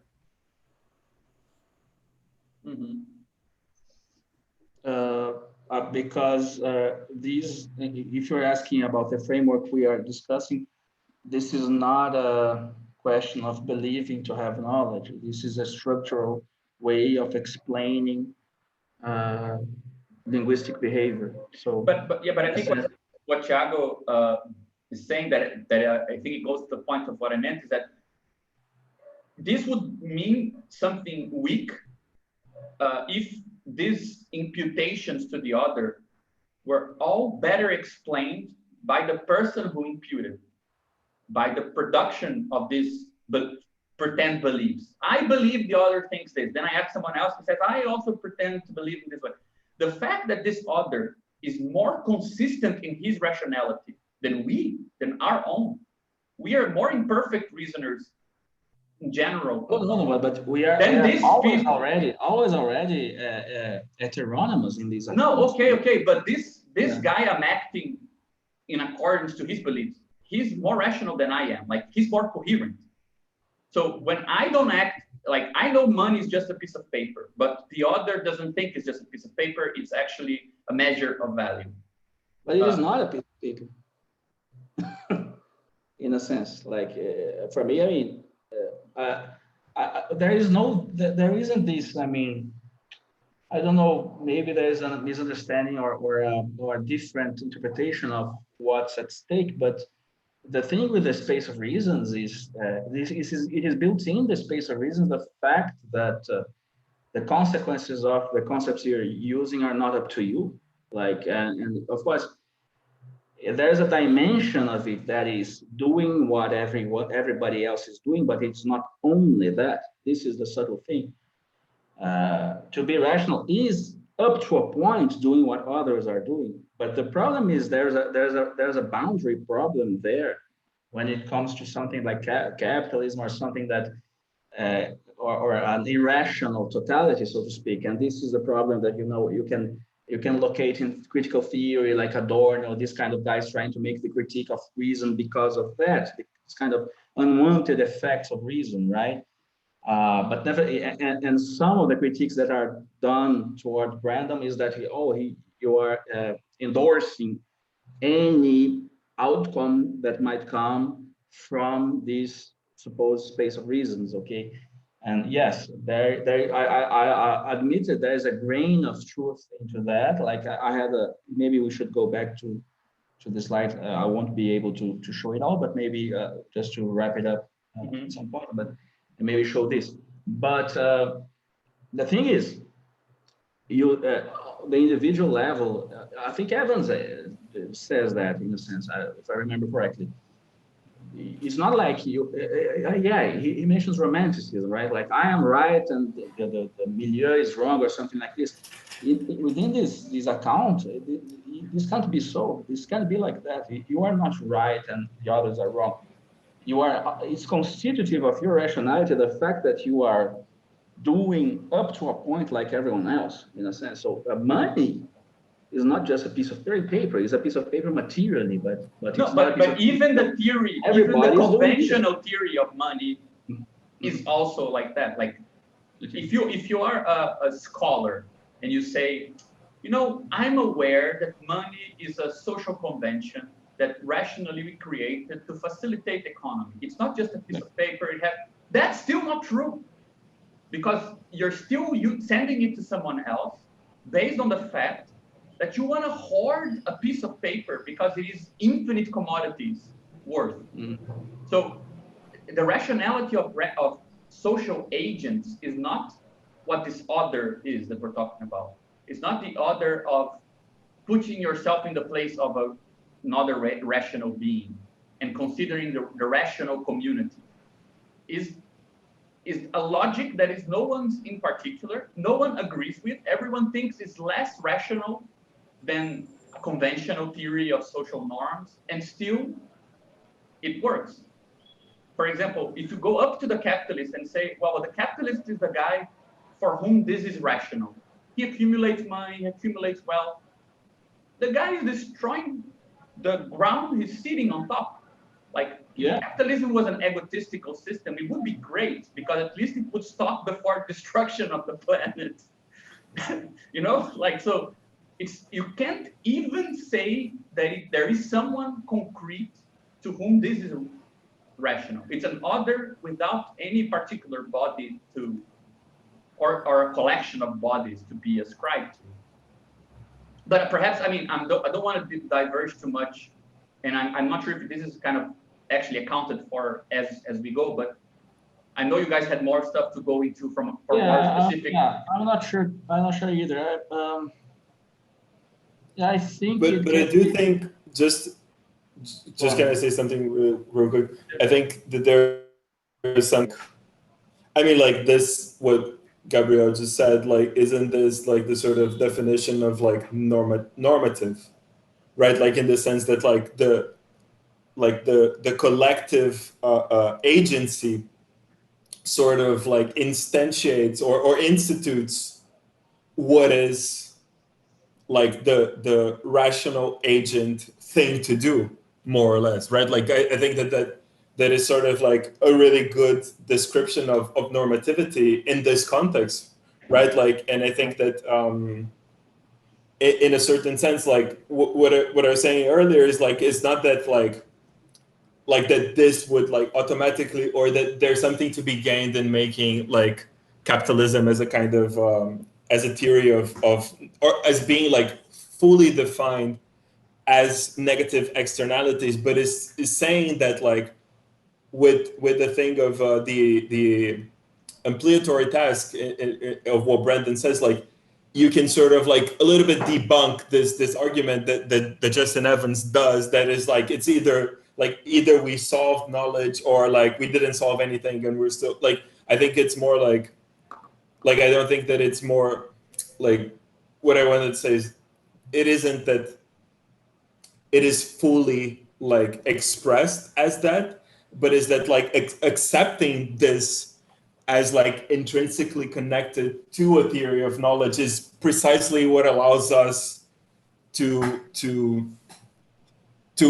in using this sort of like theoretical framework get some like traction, right? Like and then like sort of being able to negotiate with this idea of normativity. But I think that there's like two things that were mentioned briefly that I think are quite interesting, is that like and I think it sort of like goes together with what I just said, is that like I think in Wandering Significance, like basically Mark Wilson proves that like the semantic holism of like Brandon and Sellers is computationally untractable, and like that there's nothing like, and this is really true in like using language, right? Like there's nothing that can be dependent on everything else in a global scale, right? Like we're constantly bridging these gaps between these local contexts and what one means when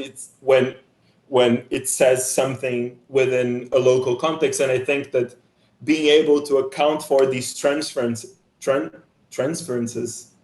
is something that I think it's like a little bit underplayed there, or sort of like maybe lacking altogether in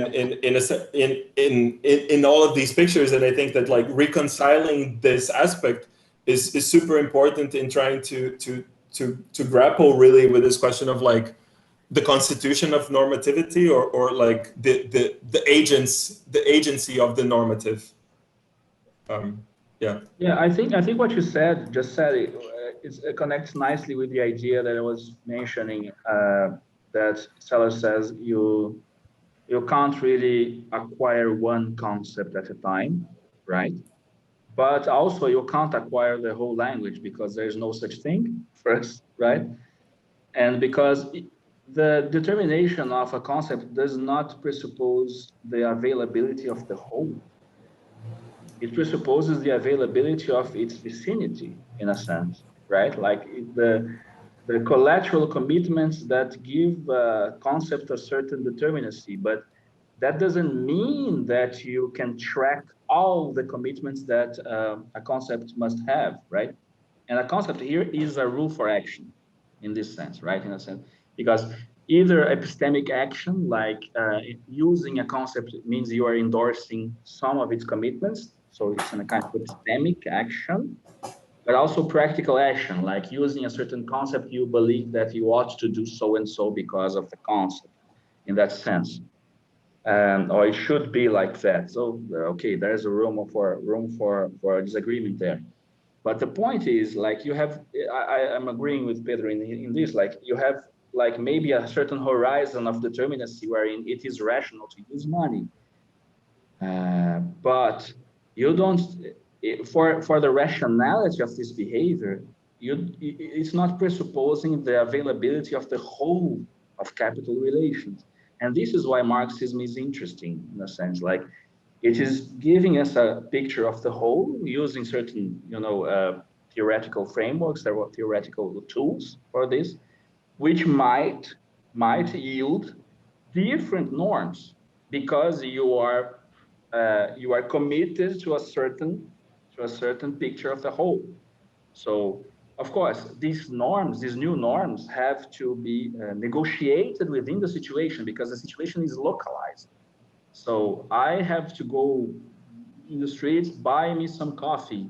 I don't have a coffee in my back room. I have to buy it. So in a sense, it is rational to negotiate with the existing order in order to have myself give myself some coffee, right? But but in the sense of, if I am committed to a certain picture of the analysis of capital, I might be endorsing also the global transformation of the productive system. And how to build a bridge between these localized rational behaviors and the rationality of the whole and of a certain whole. Of course, this doesn't have really an upper limit in that sense. But okay, let's call it a whole. Of this whole, right? This means that we must build a certain transition from here and there, from here to there, in a sense. Yeah, but that's exactly where I think. I mean, I have the impression that there is a lot of similarities and common ground. Like, tend to be on the same page with everything that is being said. Where I think is weird has to do more, let's say, with the grammar which expresses this, because of what the grammar necessarily kind of implies as well. What do I mean? Like, perhaps this is already accounted for, I'm not sure, but the way that this, what seems to me, and I started thinking about this in more detail because of what Dennis presented last week with, games theory thing. Yeah, because it has some overlaps here. Yeah, and I think something Pedro also told me about his interests and so on. There is a certain way of talking about rationality, and I think that this is already the things you guys are talking about fits this very well already, which is that because reason is connected with social practice, social constraints, social construction in history and so on, it's more consistent to talk about reason as something that comes from the outside in than from the inside out. It's social first, individual later, and there's actually an additional process to discuss this individuation of reason and so on, which I think it's all very interesting. It already connects with a bunch of, it gives a sort of social dimension to a project it gives a complementary view of it. The social project of transformation is also a project of transforming reason, not because we're going to convince people otherwise, but because if you transform society, you transform reason. Those two things go together. Yeah. And therefore, what is interesting for society is interesting for the development of reason. We can actually orient ourselves by the fact that these two things have they're kind of isomorphic, right? Yeah. But the thing where I think I get stuck a bit, and for me, it seems that it has to do with the building blocks of how this gets to be expressed, which has to do with arriving at reason through reasoning, arriving at sociality through language, which are things that are very dissituated. For me, it's very different to talk, for example, about media, technology, relations of production, which is what Marx is talking about. constraints that are connected with a circuit that goes from survival to consumption, to the way things are produced, the way that wealth is distributed. I feel sometimes like the specificity of what is the specific objective stuff that gets sort of entrenched with this rationality.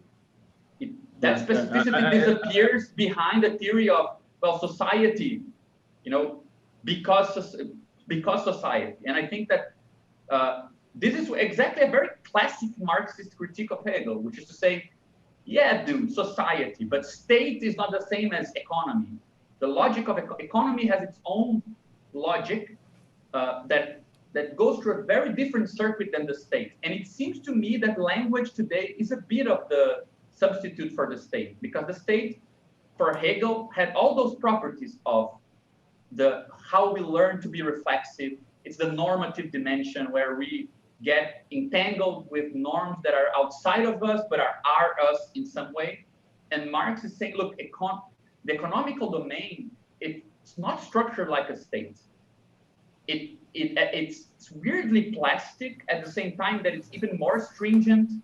It bypasses your consciousness in a different way that the state does. So it is a Hegelian thread, but with some added proviso concerning that I don't see where it is coming into this picture. Like, I feel like it is more sophisticated in the theory of the state in Hegel, therefore it is a step forward. But I wonder how that specificity of what Marx did to Hegel, which is to say, dude, it's all cool, but, you know, wages, money, wealth, consumption, means of subsistence and means of production, and all those things, they're not structured like a state, because they're not a matter of law. The law is actually sometimes trying to constrain this, what's going on there. Like, there is a slightly different tinge to all of it. And I don't see that at the tinge to this Marxist view.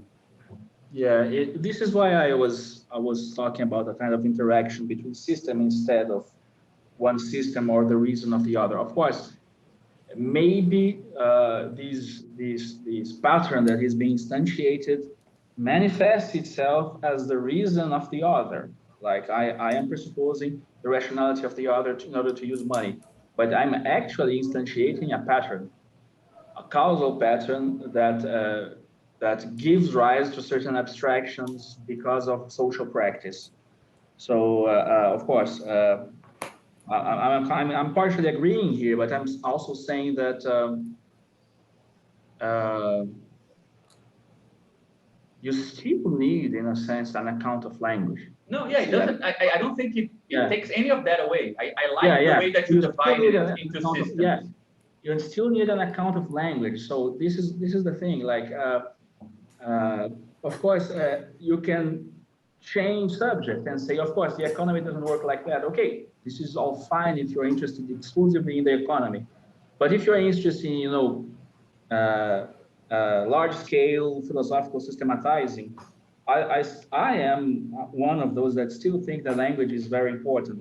I mean, this was always my point of disagreement with Badiou, I think. Yeah, but I mean, I'm not saying that. I like very much your solution to say, look, the discussion of the space of reasons, in that discussion, capitalist economy comes in more like a strange black box natural system, then it comes in as a sort of theory of social conventions. Because if you have to construct this capitalism thing as having a causal unfolding, but a causal unfolding, the nodes of which are abstractions. Abstractions have a place in it. Yeah. So just to make this comes about, in fact, because also we are also linguistic creatures. So language is part of the problem. Sure. In a sense. No, and Marx, he will even talk about the language of commodities and things like this. Yeah, but my point is, I think there are 2 points there. One is that from what you're saying, the mix of what Pedro said and what you said, I think we should just call it a world. It's not. I'm okay with calling a world. Yeah, because I'm very fond of Badiou, but I am also Goodmanian. I have at least 2 reasons to calling it a world. Yeah, but I mean, if I'm not sure if in this approach it's okay to call something a world and then call a space of reason the sort of interactive relation with this. I'm building something like that. Like, I mean, I don't have a ready-made answer to this. I mean, this is an ongoing project. I think you are pointing to very interesting threads. Just to make more precise, why could it be called a world and not space of reasons? It's because, and I think this is what Dennis and I have been trying to do, the objective perspective of that you need to adopt to think capitalistically. It's not a matter of reason. It's literally a matter of sensibility. It's like in a primary phenomenological problem. Like you don't see things. Even if what you see is not rational. Yeah, I see what you mean. But then I have my own proviso. I don't think it is just a matter of sensibility because it is a matter of seeing as. And this is part of my answer to you. It's not a matter of seeing because it's not brute sensibility. It's sensibility conceptually informed or informed by, I don't know. That's where I wanted to get. It seems to me that this perspective requires you to mix the two things. Like to see is to be in a space of reasons. But I agree with that. I think that is true. That's part of the grammar thing that I think it's complicated for me. Like I think that you can talk about having constraints that make a logical space consistent without that logical space fitting in any way into what we call rationality. I don't think that one thing entails the other. But that's one point. The second point that I think is interesting perhaps to further develop is that, Zizek made a addition to Sonretto's theory of real abstraction that I think is very important because it changes it in an essential way. He divides, actually Sonretto does this. Like Sonretto's text, if you go there, he talks about what he calls conversion process. He talks about the practical abstraction, and then there is a conversion of practical abstractions into ideal abstractions. Both of them are real abstractions. Like even the ideal one is not personal, subjective, but they're two. And what Zizek highlights is that the essential traits of social abstraction, real abstraction in capitalism, is that you cannot be the subject of that abstraction. Like it's part of the abstracting that you suppose another doing the abstraction. So it's not like you first do it yourself and then impute it onto another. Imputing to another is the process of abstracting. Like if I were to abstract from objects to value would not hold. The abstracting needs to be done in the form of others abstract value out of objects. That's why Marx begins Capital by defining value as value for others. That's the first definition of value is use value for others. Well, of course. It seems the others are a logical component of the concept of value. You can't have value without the concept or the idea of others. But that other is not someone who you could be. So it's not other in the rational sense of one versus the other. So I mean, we could go into this. I find it very interesting, and I actually think Zizek is very much somebody who could be in more dialogue with this tradition. He was actually very fond of analytic philosophy. He just hasn't really dealt with it in the last couple of decades. But I think that addition shows why real abstraction in Marxism is not a problem of. It's not an argument for how everything is always already mixed with abstractions only, in the sense of, look, real abstractions, even in your daily practice, is abstract. Therefore, the whole tradition against the given is justified. It was meant to be a more singular argument about abstractions in economic life, in the act of economic exchange, in such a way that it doesn't happen with others. For example, social contracts are not built in that way. No. When I create a social pact, it's imperative that I can put myself in the place of the other, right? It's actually the fact that a third party does the abstracting. Like there must be some institutional instance that guarantees the equality between both parties. That's not how it goes for monetary exchange. So that's sort of a kind of funneling where economic life becomes relevant to the way things are described. That's what I feel like it's missing a bit. And I feel like Evans exploits that, perhaps not in a generous way, but I think that's what he's hinting at. Like, you can do to this something similar as what was done to Hegel's theory of the state by Marx. And I feel, for example, things that Pedro told me about his interest in connecting this sort of interactive theory of rationality with a more kind of a clear awareness of the material medium, which allows for these interactions and for the registering of this sort of collective memory of what I want to call it, right? That material means should have some effect on how these things are then shaped, right? And I wonder how this would come about, how this would influence what we're talking about when we take in specific consideration, you know, the material means through which capitalism works, because it's specific stuff, right? It's very specific. No, but I think that something that you said right in the beginning of this, like, okay, but like, why would language be so foundational, right? Like, there's this sort of like, I think that with Sellers and Kant and Brendan and these guys, like, there's this sort of like really like strong assumption that language is like incredibly fundamental in the structure and in the structuring, right? Like, but I think that, you know, like, for me at least, like, there's this real sense in which this can only be made sense in relation to a philosophy of technology that considers like this process of externalization, like language as technology and as a result of the material process of externalization. And I think that like trying to like bridge this gap is precisely what would allow to like really consider these questions as like,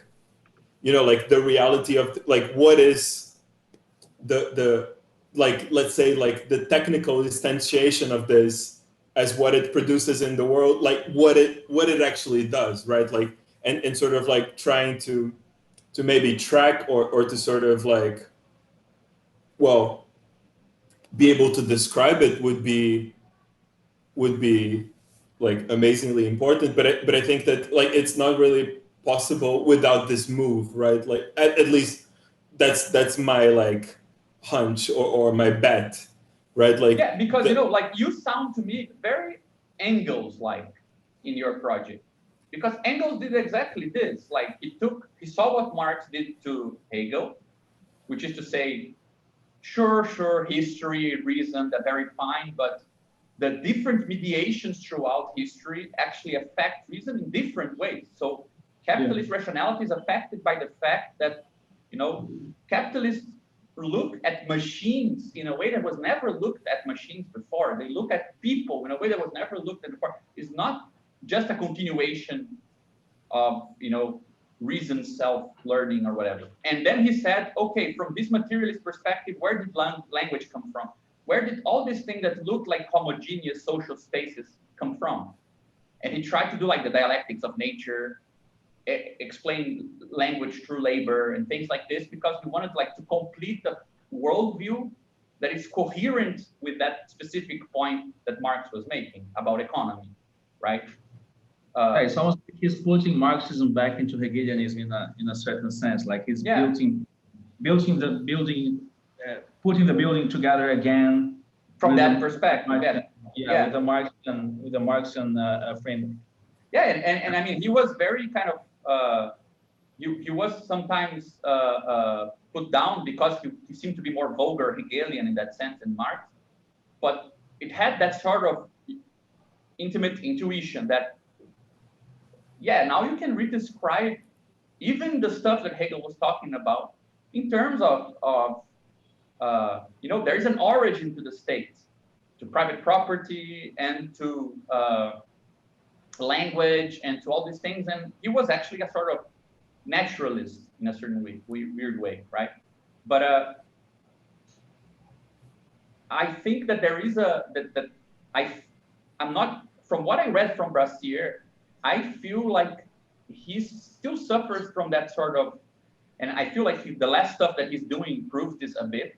He suffers a bit from this sort of philosophocentrism in politics, where it's hard to, because I think the two things come together, like to admit that there is something specific about economy in its capacity to organize reason that is distinct from talking about sociality, also makes the players in the social scenario that are capable of intervening on that or not also unevenly distributed. To keep a theory of sociality in general is also to keep the philosopher in the game.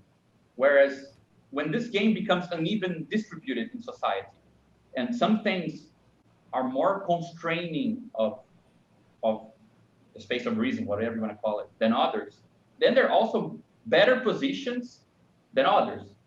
And I feel like that's always our limits. I mean, I feel like that's my limit. I always feel like I'm tempted to recenter things in a way that I'm part of what's interesting, you know? And I think that this is a very Adornian idea as well. Like the negative critique of everything is ultimately the only thing left to do, which is kind of convenient. You know, like, okay, so you're pretty much in the center of the universe. But I'm with you. I'm with you on that. Like, I'm not really. I'm not sure. I don't really know what Ray is doing. I mean, right now, but there was at some point this connection that I thought was very promising between the Salesian framework and the Marxian one that I wanted to see developed, but now he went to Adorno. I don't know. So the things got a little different. Maybe because of something like what you're saying. Me too. I do find there is some kind of philosophical centrism in a sense, because it seems that doing political philosophy is already doing politics or having traction or concrete traction upon political processes. And this is something that I don't agree with this.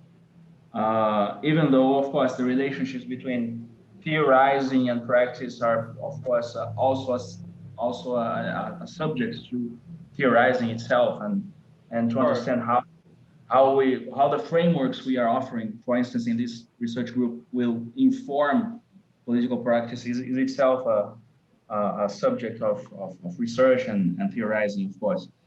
But I think what I think of course, I think Pedro will have his own views on this. But what I think is important to have in mind is that the account of space of reason is not exhaustive. You know, it's not like these guys are saying everything is the space of reasons. The space of reasons is that which enables us to talk about things and organize language and organize commitments and practical reasons and theoretical reasons. That's it. But at the same time, it is always responsive and interacting with stuff that is happening, that is contingent, physical systems and natural systems, and all of that is still in place. So I think maybe I thought was kind of, for me, for my reading, I don't know, the paper, Evans's paper was a bit strange that he thought that because there is a certain constraint that makes people behave in a certain way, capital must be a space of reasons. I think this is not sufficient, you know. Mm-hmm. And I think there must be stuff that are patterns, that are abstract patterns. I think Marxian framework is very interesting for that. In fact, in Zonhattel, I'm very interested in what Zonhattel does with it. But this does not mean that they are norms. They are much more like, you know, abstract patterns that, in a sense, we are compulsively instantiating. And when we are asked about what we are doing, of course, we have an ideological view of this. We will maybe reframe it otherwise. So I don't think really that there isn't space for this kind of theorizing within the philosophy of the space of reasons.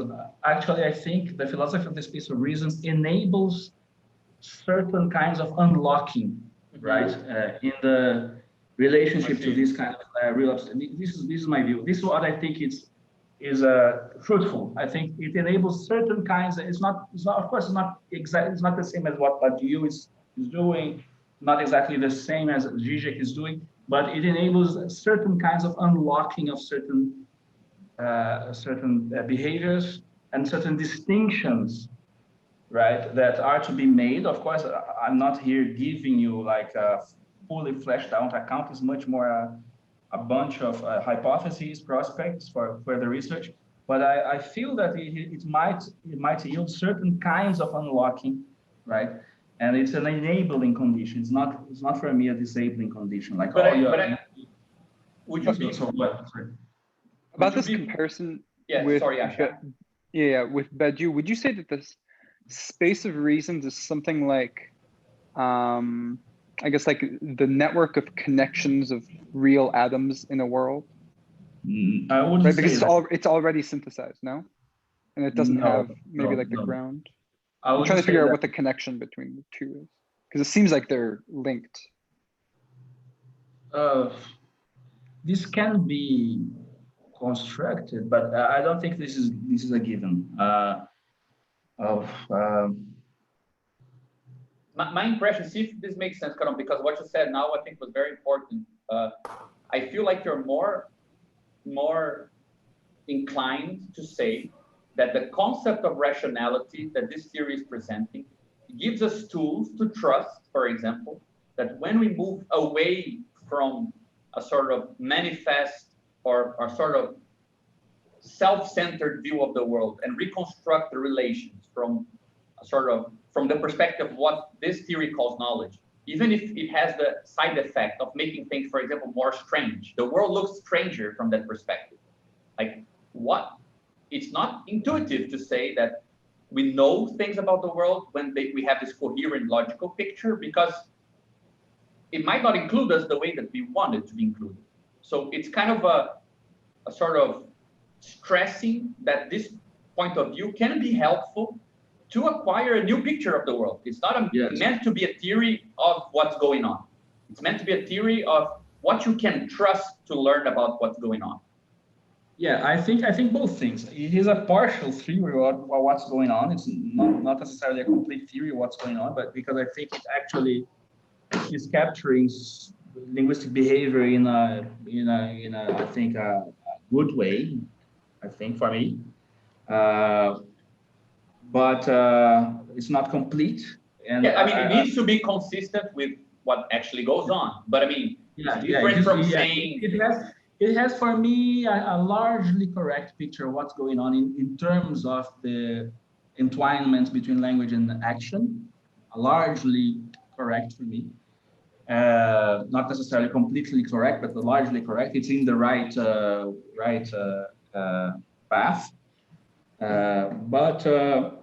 And I agree with you. It is kind of untethering knowledge from immediacy, or untethering knowledge from direct contact or sensible contact and this kind of thing. So you are able to build different logical frameworks out of this. And I was going to show you, of course, we will, it's almost 10 o'clock here in Brazil.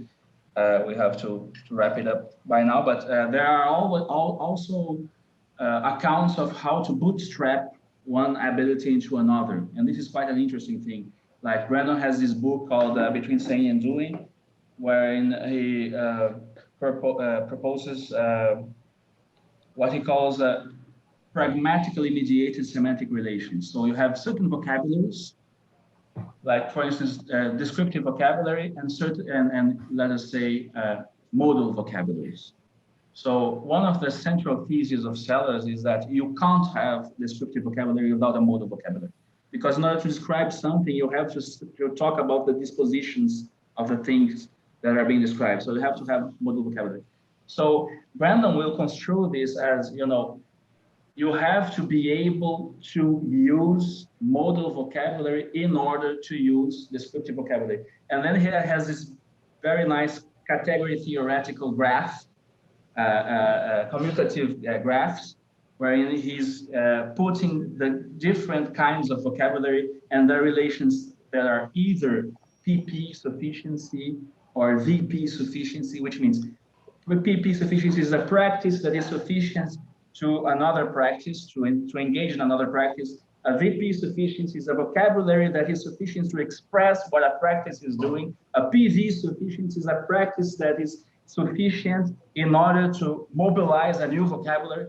So I just have an intuition now that connects with what Yasha was saying, but also opens up a very, I've never heard anyone present it in this way. I think it could be interesting that if I were to map this into Badiou's project, it's actually the theory of body, because it has to do with points. It doesn't have to do with atoms. It has to do with translating from the world into a coherent set of propositions. And what are the conditions for coherence? Oh, okay. Right. But then there is something interesting that I think you brought today, Caron, that is not in Badiou, which is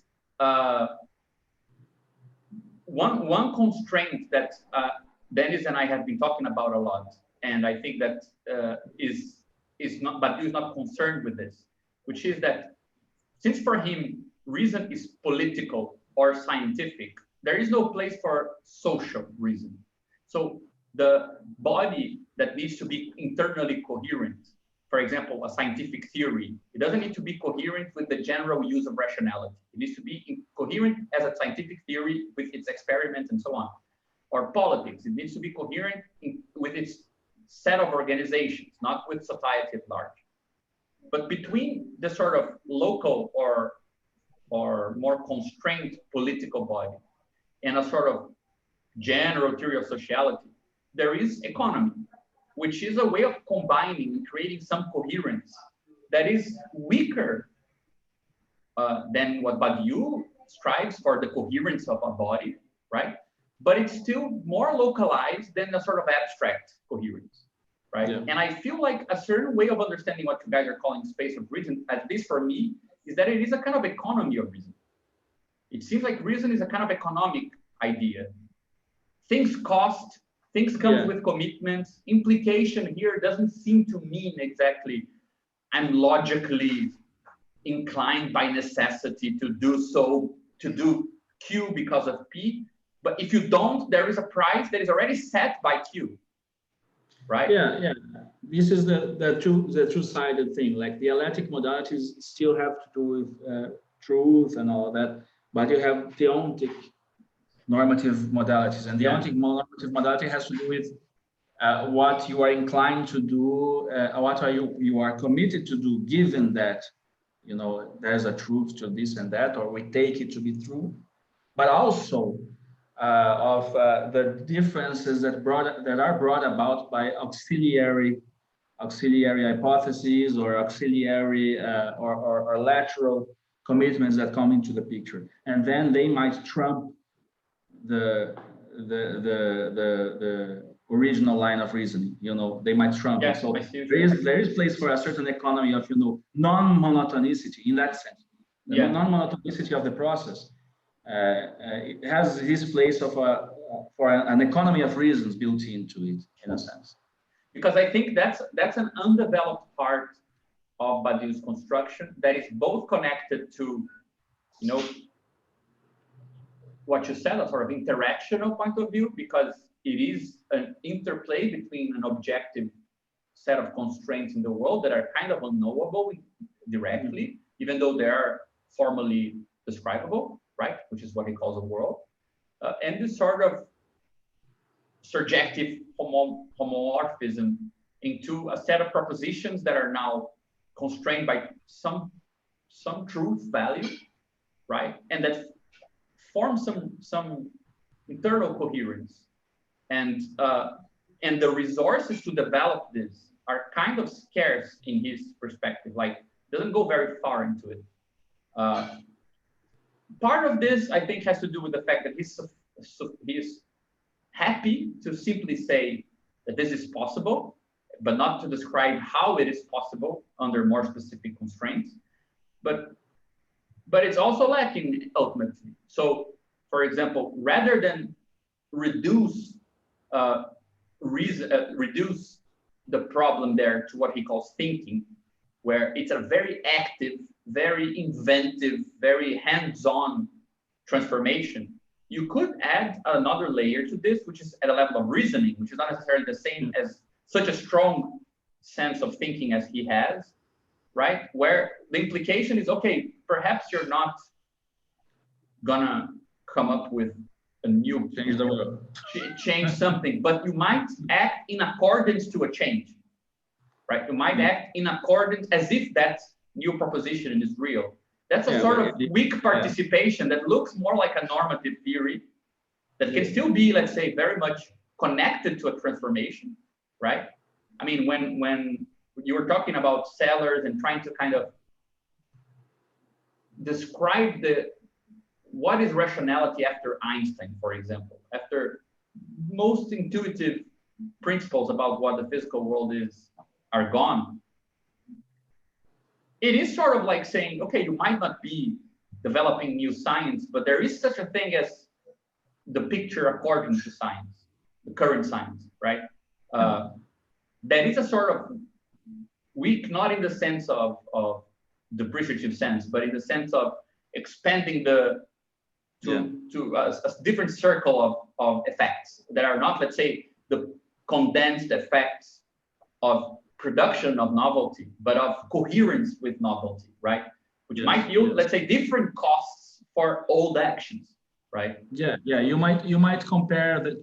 I mean, maybe Matt, the two things you are talking about with, for instance, the Kuhnian picture of scientific revolution, and the Salesian one. Mm-hmm. While the Kuhnians, by Thomas Kuhn, right? He thinks maybe of a complete novelty or revolution or things like this, like this. And the Salesian one is, of course, it has a place for this, but there is also a historical construction wherein, you know, posterior candidates to truth have a certain relationship to anterior ones, something like this. So in a certain sense, more Hegelian than, for instance, the Kuhnian picture, because the Kuhnian picture is all about rupture and incompossibility between scientific worlds in that sense. Yeah, but I mean, it does seem like it could be perhaps a better way to frame what Evan seems to be aiming at is that there really is a difference between the sociality of reason and the sort of political import of reason, like of rationality. They are slightly different in that, you know, to stay with strictly political matters and not this sort of analogy with science, but new stuff can be very localized and can have a very uneven history of kind of spread socially to the point that it's asocial. And politicizing these processes, I think, has to do with accounting very clearly for the means or the materials or the objective supports of these constraints, so that you're not assuming that this is kind of perpetuating itself because society exists. That's not something you can just leave it be, you know, or assume as a given. That you actually need to kind of concretely describe, okay, this thing becomes a new constraint because it's supported by this process that has this power of constraining, it will have energetic costs, it will have psychic costs or whatever. You can actually start this. Yeah, this kind of an energetic cost, I think, is very interesting, and I think there is a certain area that might connect this well, which we touched upon last time.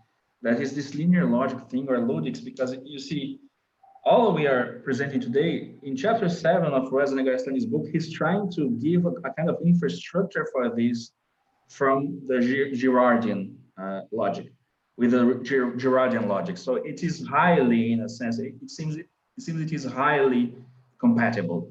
And it is also a kind of logic that talks about costs of consuming reasons. Yeah, but that's where I had a problem with him, because For example, right now, Dennis and I are trying to use pretty much the same underlying mechanisms to describe this thing, which is also a symmetric monoidal category, which is resource theory that describes very nicely what a production process is like. But it's localized, like it allows you to talk about a certain ordering of consequences that can both be described in terms of costs and in terms of truth or truth values or whatever. That's but one thing is to assume that you can have the abstract general theory of that, in the sense of, again, the weird thing for me about Rez's book is that it's a social theory of reason without no actual society. Like, and I think Evans, again, he seems like it's not the best way to phrase it, but he says this explicitly. He says, what Brandon seems to suggest is that Hegel gave the picture of reason. And that's what we can use as the background to judge something. Whereas Marx is about the current picture of reason, right? And I feel like there is this like one thing is to formally use these methods of Ludwig's and whatever linear logic to describe the current interplay between, how the costs are distributed in the world and how this leads to a sort of interactional, emergent, rational system where you then account for this and learn how to take them into consideration and become responsible or whatever. It's a different thing to start from the other side and to say, this is how it is and how it should, this is how it's structured in general, because then you never get to arrive at that localized point of view. That's my weird impression. So that's why I think that this idea of fitting all of this into a sort of point of, like, as part of the theory of points, as we were talking, right? As part of this theory of redescriptions rather than descriptions of something. It kind of politicizes it because it explains the situated historical origin point of something, where rather than assuming that because it's historical in the abstract sense of historical, because it accounts for time, and because it's social in the abstract sense that it accounts for interaction with others, that it already did its job.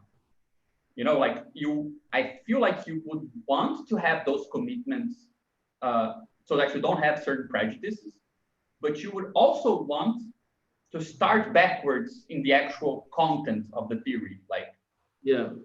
I'm not sure if it's clear, but no. It's not 100% clear, but this is the point. Nothing is clear. But this is the point of the conversation. We are making things clear. I think you're right. I think just answering to Yasha, I do think that this connects better in the Badiouian framework with the theory of bodies and the theory of points, not the atoms. And yes, it is something that has to do with fleshing out maybe the previous conditions to the procedure of surpassing of points and the constitution of bodies and something like this, in a sense. Yeah, I like that. Yeah, what makes it weird is that first of all, it's weird to think like an event of Wittgenstein, and on the other hand, it seems like there's no place in Badiou to ever talk about general social consequence. Like, he seems so aristocratic about that. Like, I don't care if you guys then recuperate what was done by the Paris Commune and consider it now rational. You're still not doing it, so fuck you. Like, he's like an old Marxist guy. Like, he judges us all very, very badly. I'm not sure this is very successful and can be successfully mapped onto this distinction, but I like very much, I mean, just for the joke of it, at least, the thing that my friend Henrique Wall used to say, like, even if Wittgenstein is regarded as this aristocratic guy, his philosophy is the people's philosophy, and Deleuzean philosophy is an aristocrat's philosophy.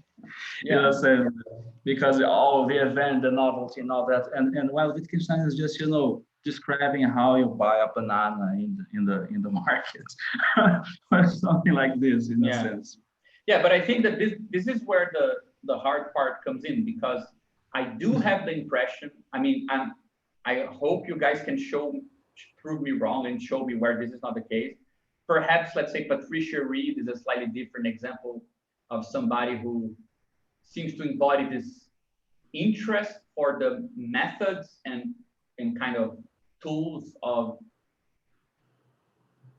I don't know, rational theory of rationality and social rationality theory, but also with an idea that, okay, let's not mistake ourselves that clarifying things is changing anything.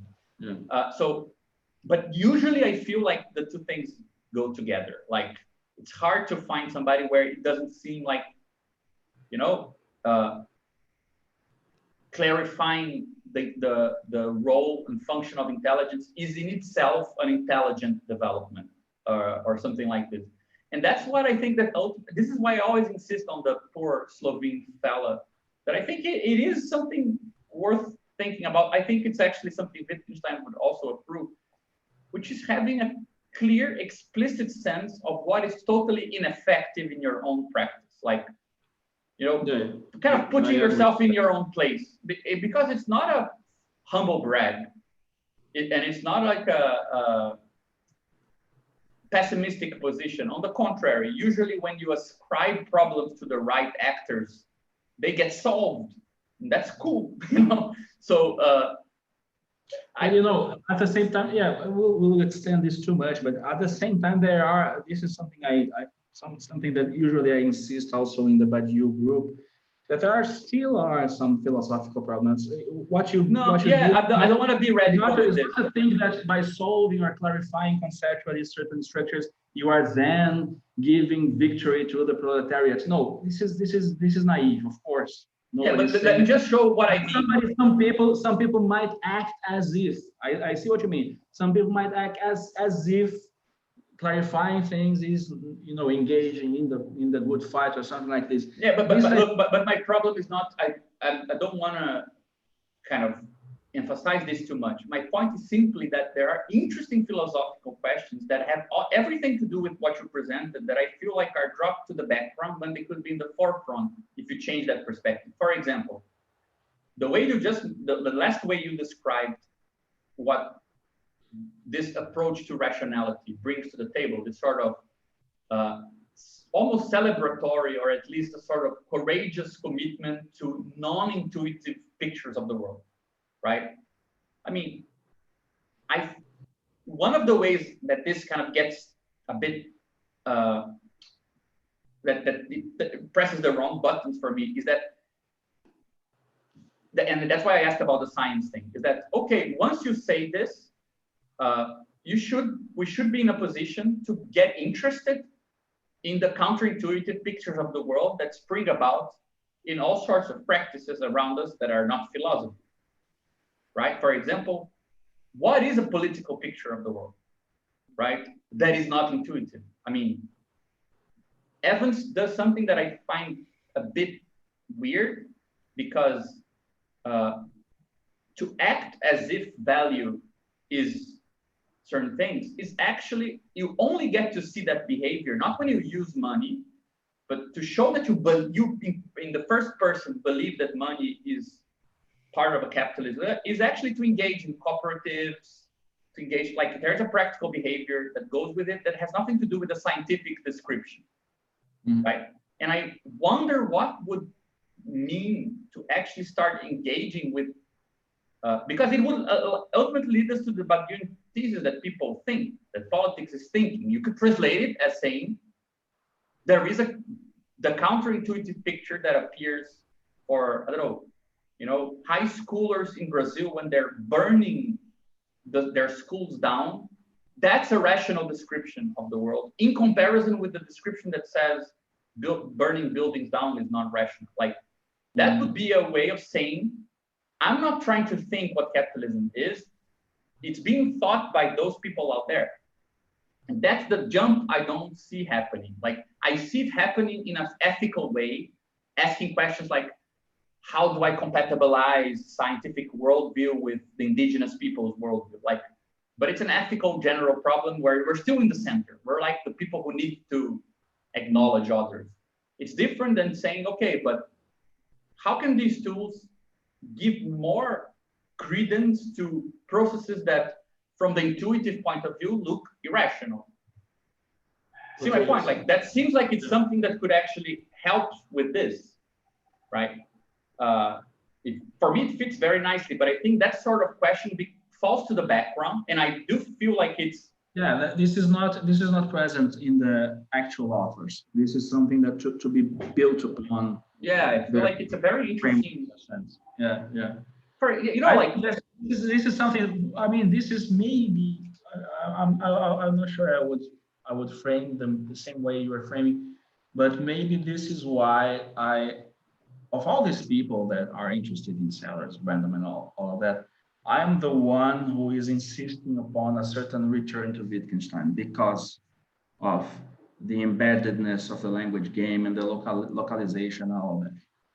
Because I think even if Brandon and Sellers improve a lot upon the language game picture of language, I think it's largely correct. But by doing so, I think it's as you say, in a sense, it's not like they are jettisoning the Wittgensteinian picture, but it goes to the background because now knowledge is first, or science is first, and all of this epistemological theme gets the upper hand. But whereas I want to keep epistemology is something important to me, science, all of this is very important, but at the same time, there is a social practice dimension that gets, I think you express it nicely, like goes to the background in a sense, gets to the background. Because I mean, I understand. This is part of the problem this is part of the reason that I insist, and of all these people, I'm the only one. Only Ray is not doing this, Rez is not doing this.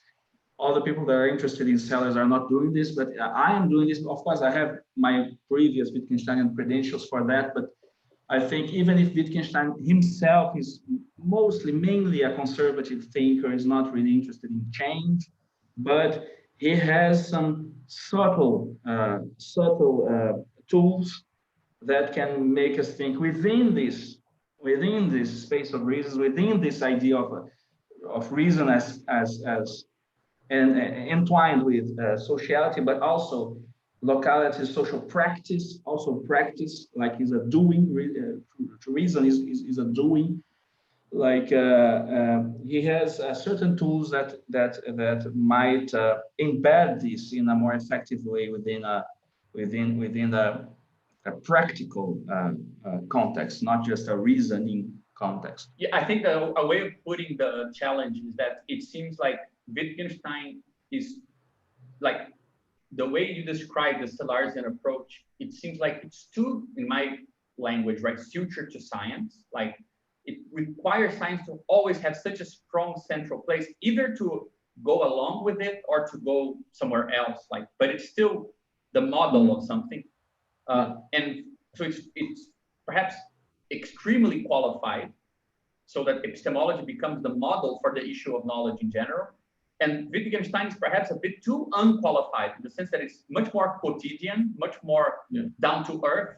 But there's also no distinction, for example, between, let's say, the political use of reason and the daily, right? No. To the point that it becomes kind of pathetic to distinguish, like from his perspective. Like, it's a distinction, but it's kind of an artificial one, because ultimately that's just a particularization of something I'm describing in a more general way.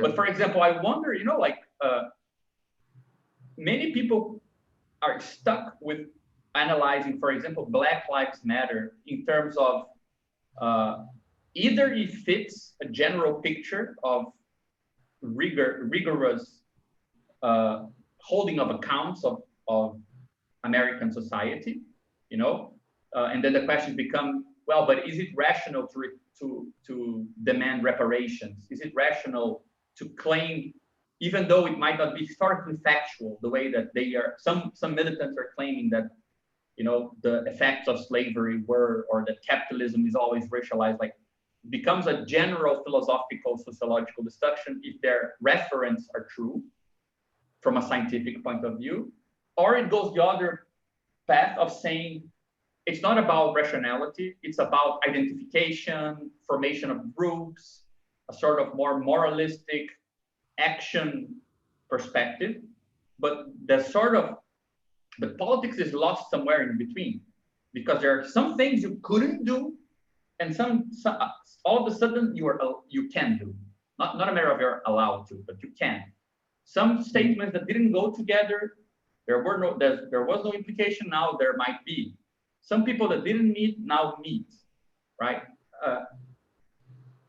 To call that rationality, to call that rational behavior, it seems to me that having a list of interesting characteristics of what rationality is, or what a space of reasons is, right, is useful then to be on the side of, okay, this is thinking something, right? Because if you're not committed to it being intuitive, you're not committed to it being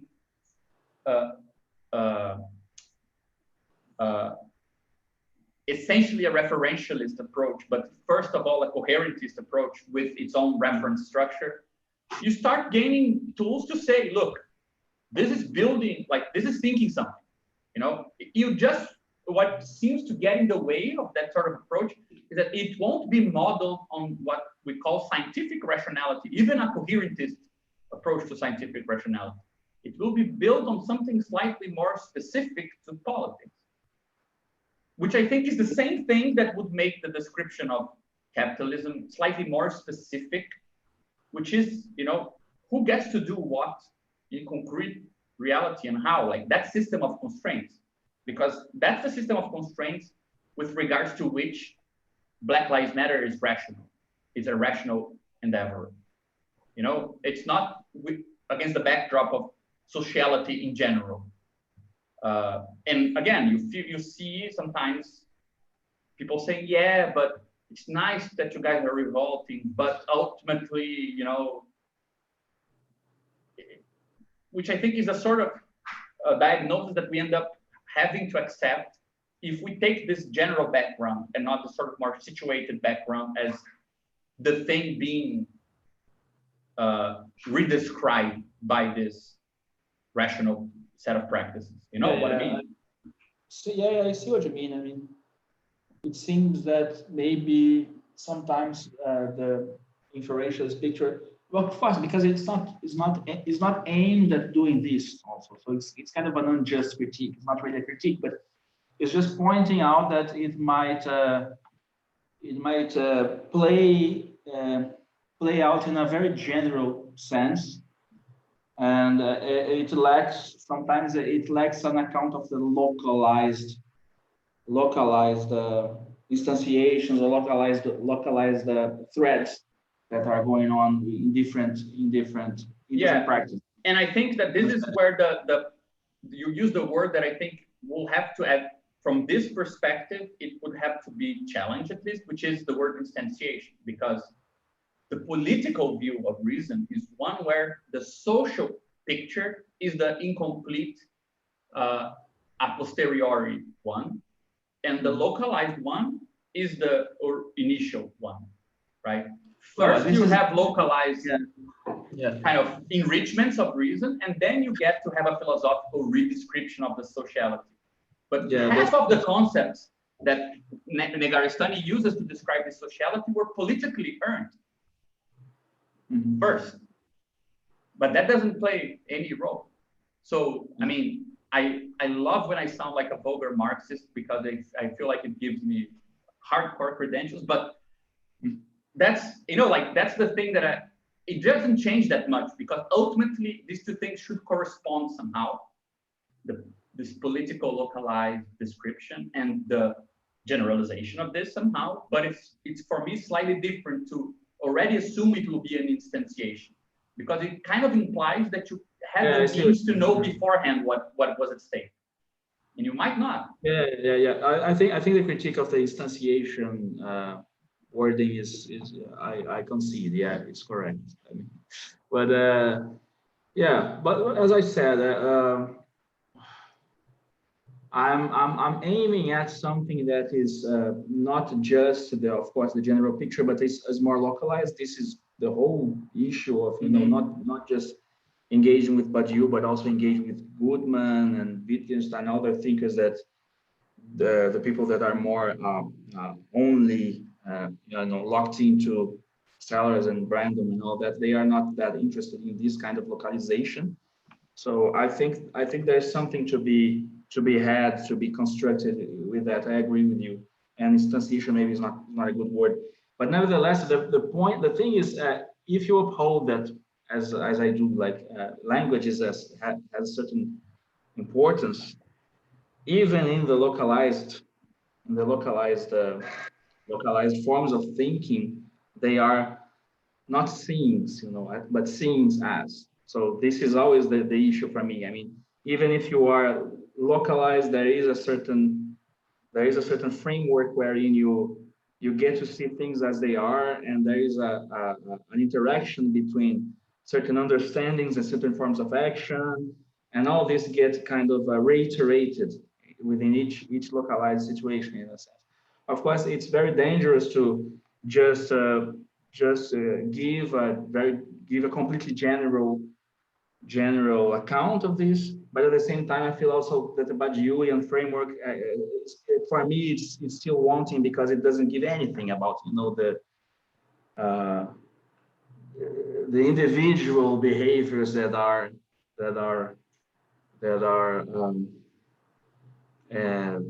engaged in these practices, in a sense. Of course, it gives a lot in the way of formalizing and building local to global, but in a very, very, very different and abstract sense, right? That tries to bypass even language in that sense. So there's a kind of orthogonality between the two endeavors. They might be compatible, but you have to find a certain passageway between them and try to reconstruct both, in a sense, in order to have this more robust thing that I would like to have, more robust in my sense, of course. I'm not saying that either Brandon or Badiou are not robust, but in the sense that I'm looking for. Right. Yeah, but I do feel like the way you both describe this now, I can see it fitting very nicely as a sort of, I mean, to call it an addition is to belittle it a bit, because it's a very big thing. I mean, we discussed very often this sort of, when we were reading Logics of Worlds, this sort of weird place that Badiou tries to put his system by actually emptying it out of any concrete bearing on any world, so that you can actually have access to a sort of view of the structure of reference, not only the structure of things that refer to others, right? So, but it's still open to that development. I mean, yeah. I think one thing that seems to me to be the case is that the Badiouian mapping of worlds is a referential one. It's not an inferential one, for instance. I think that Heyting algebra maps the possible answers to a set of questions. So it is a possible reference points of the answers. So it's not the process of inferring like the Brandomian picture is putting forward. It's much more. If there was a philosophy of language in Badiou, it would be a much more referential kind of philosophy. Yeah, I don't know, because I have the impression. I mean, I find this a very, very interesting topic, and I feel like there is a sort of parallel going on, because you ask a lot of questions about what would a philosophy of language look like that has some Badiouian tones to it, and Dennis and I are trying to understand what would political economy look like inside that project, and both of them touch on something similar, which is a weakening or a dilution of the stuff that he actually developed. So he has like the most rarefied theory of politics, where it only happened like 10 times during the Neolithic period. Like new political processes like the ones we described should be rare from the way that he describes it, but the dilution of that and the absorption of that into social reality is a much more broad and totally untouched point. And in a certain sense, there's something similar with the relation between thinking and concepts, because thinking for him is such a rarefied invention that he doesn't take any trouble talking about the sort of classic philosophy of science themes of how are these thoughts kind of incorporated into our conceptual use, right? So it seems like that's why I suggested that something like an economy of reason that goes along with a political economy, because both things seem to require a sort of added tools to make this very strong trajectory he's concerned with connected with the stuff that is happening around it, both in the sense of individual experience, but also kind of social institutions and things like that. Yeah, it's a kind of the guy has this most emptied out and abstract account, so it's a kind of literally fleshing out of the process. Yeah, but the thing that I not worry, but that I try to kind of force in that direction is that since I do feel like there is nothing that accounts for the things he's trying to account, I don't think you need to choose between one thing or the other. I think it's very much as what you said about Brandon, like he's not worried about describing these other things. It's just empty space to be filled in with compatible developments. It's not kind of preventing those things from being developed. But I do feel like when you take what he did seriously, some dead ends do seem like can be a bit reshuffled and things can be used. You have to reshuffle things in order to compatibilize. This is a given for me. But not only a matter of like I need to kind of compromise this picture to fit it with that other one. And I mean, why would I want to do this if it already looks coherent? I think that my point is that there is a problem with the coherence. Like it's a bit too coherent. Okay. Which I think is what Evans touches a bit on. He says it has the look of a finishing touches on something that is clearly not finished from the perspective of politics. So to compatibilize it, I think it's also to make it even more refreshing. You know, like this reshuffling is for the sake of the thing reshuffled as well, not just for the sake of binding these projects together. Yeah, I see. Yeah.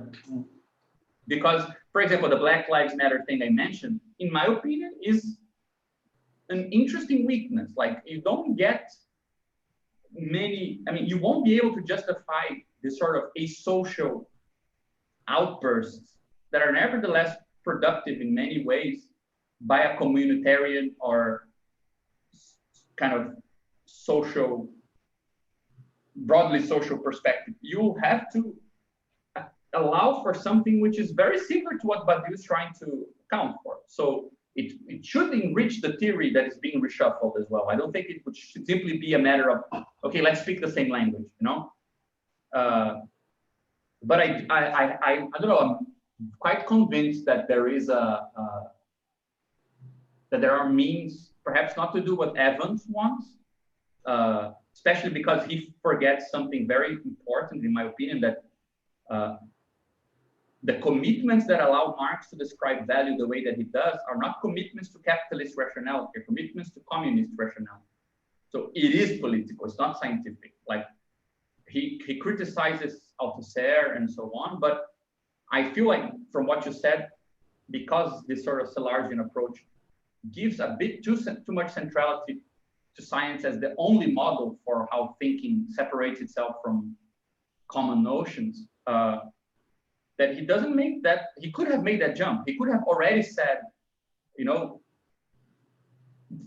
this works in a Salargian way, but with added commitments to politics. Therefore, this commitment should be localizable in the theory of the space of reasons, like itself. Like there is space for saying that the space of reasons is an engaged perspective, right? It's not a removed perspective. You don't need to get yourself out of the manifested image towards the scientific one, you actually get yourself through it, right? And the idea of going from the manifested to the scientific through an engagement, it sounds very compatible with Badiou as well, and with the theory of points and bodies and so on. Yeah, there's some hints of that in aesthetics, like Brescia has some text about aesthetics that goes in that direction also, which is kind of interesting. It's not about politics, it's about art, but you know, when you mobilize sellers for the arts, you get something quite like that, because you are then forced to think about aesthetic procedures that not only are in the order of knowledge or scientific knowledge, but that force certain the inhabitual and the inhabituation, right, of your sensibilities in order to recognize something that you couldn't recognize before. Like, and of course, by doing this, you are also thematizing participation in a way that only through the model of science you won't.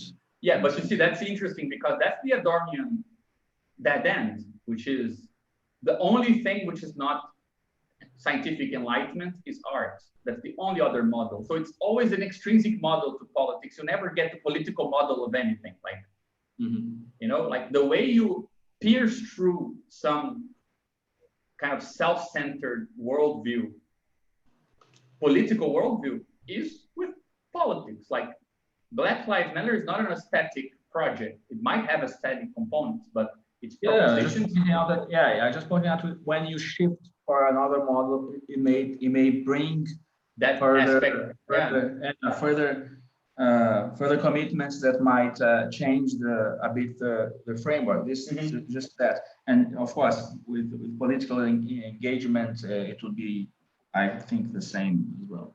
In that sense, not the same changes, but it will bring about these changes. Yeah, I think that's that makes for me at least an interesting parallel between, you know, theory of points, a sort of theory of rational behavior and rational acquisition of capacities and so on, you know, where they might describe the world with very different grammars, but they would at least need to be accounting for very similar kind of intermediate steps, which is, I think, you can summarize the problem I was mentioning before about the sort of centrality of philosophy in this term, because while philosophy has the upper hand, usually these commitments to arrive at the space of reasons or whatever, they are subtractive in the cheap sense of get out of an illusion, you know, of come to something that is counterintuitive, but it's kind of a matter of ultimately personal intelligence. The idea that you actually need to embed yourself in something like practically collective, you know, where the costs are given by economic costs even, right? Not going to your job in the morning to join a protest, or doing a meeting 11 in the evening in Rio, you know, it costs something like that.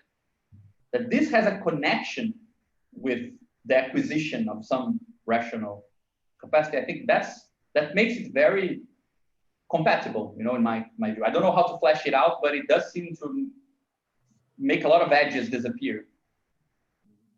Yeah, I'll have to think about it. I mean, yeah, of course. Pedro, do you have something to add? Yeah, you unmuted yourself. I thought you were going to say something.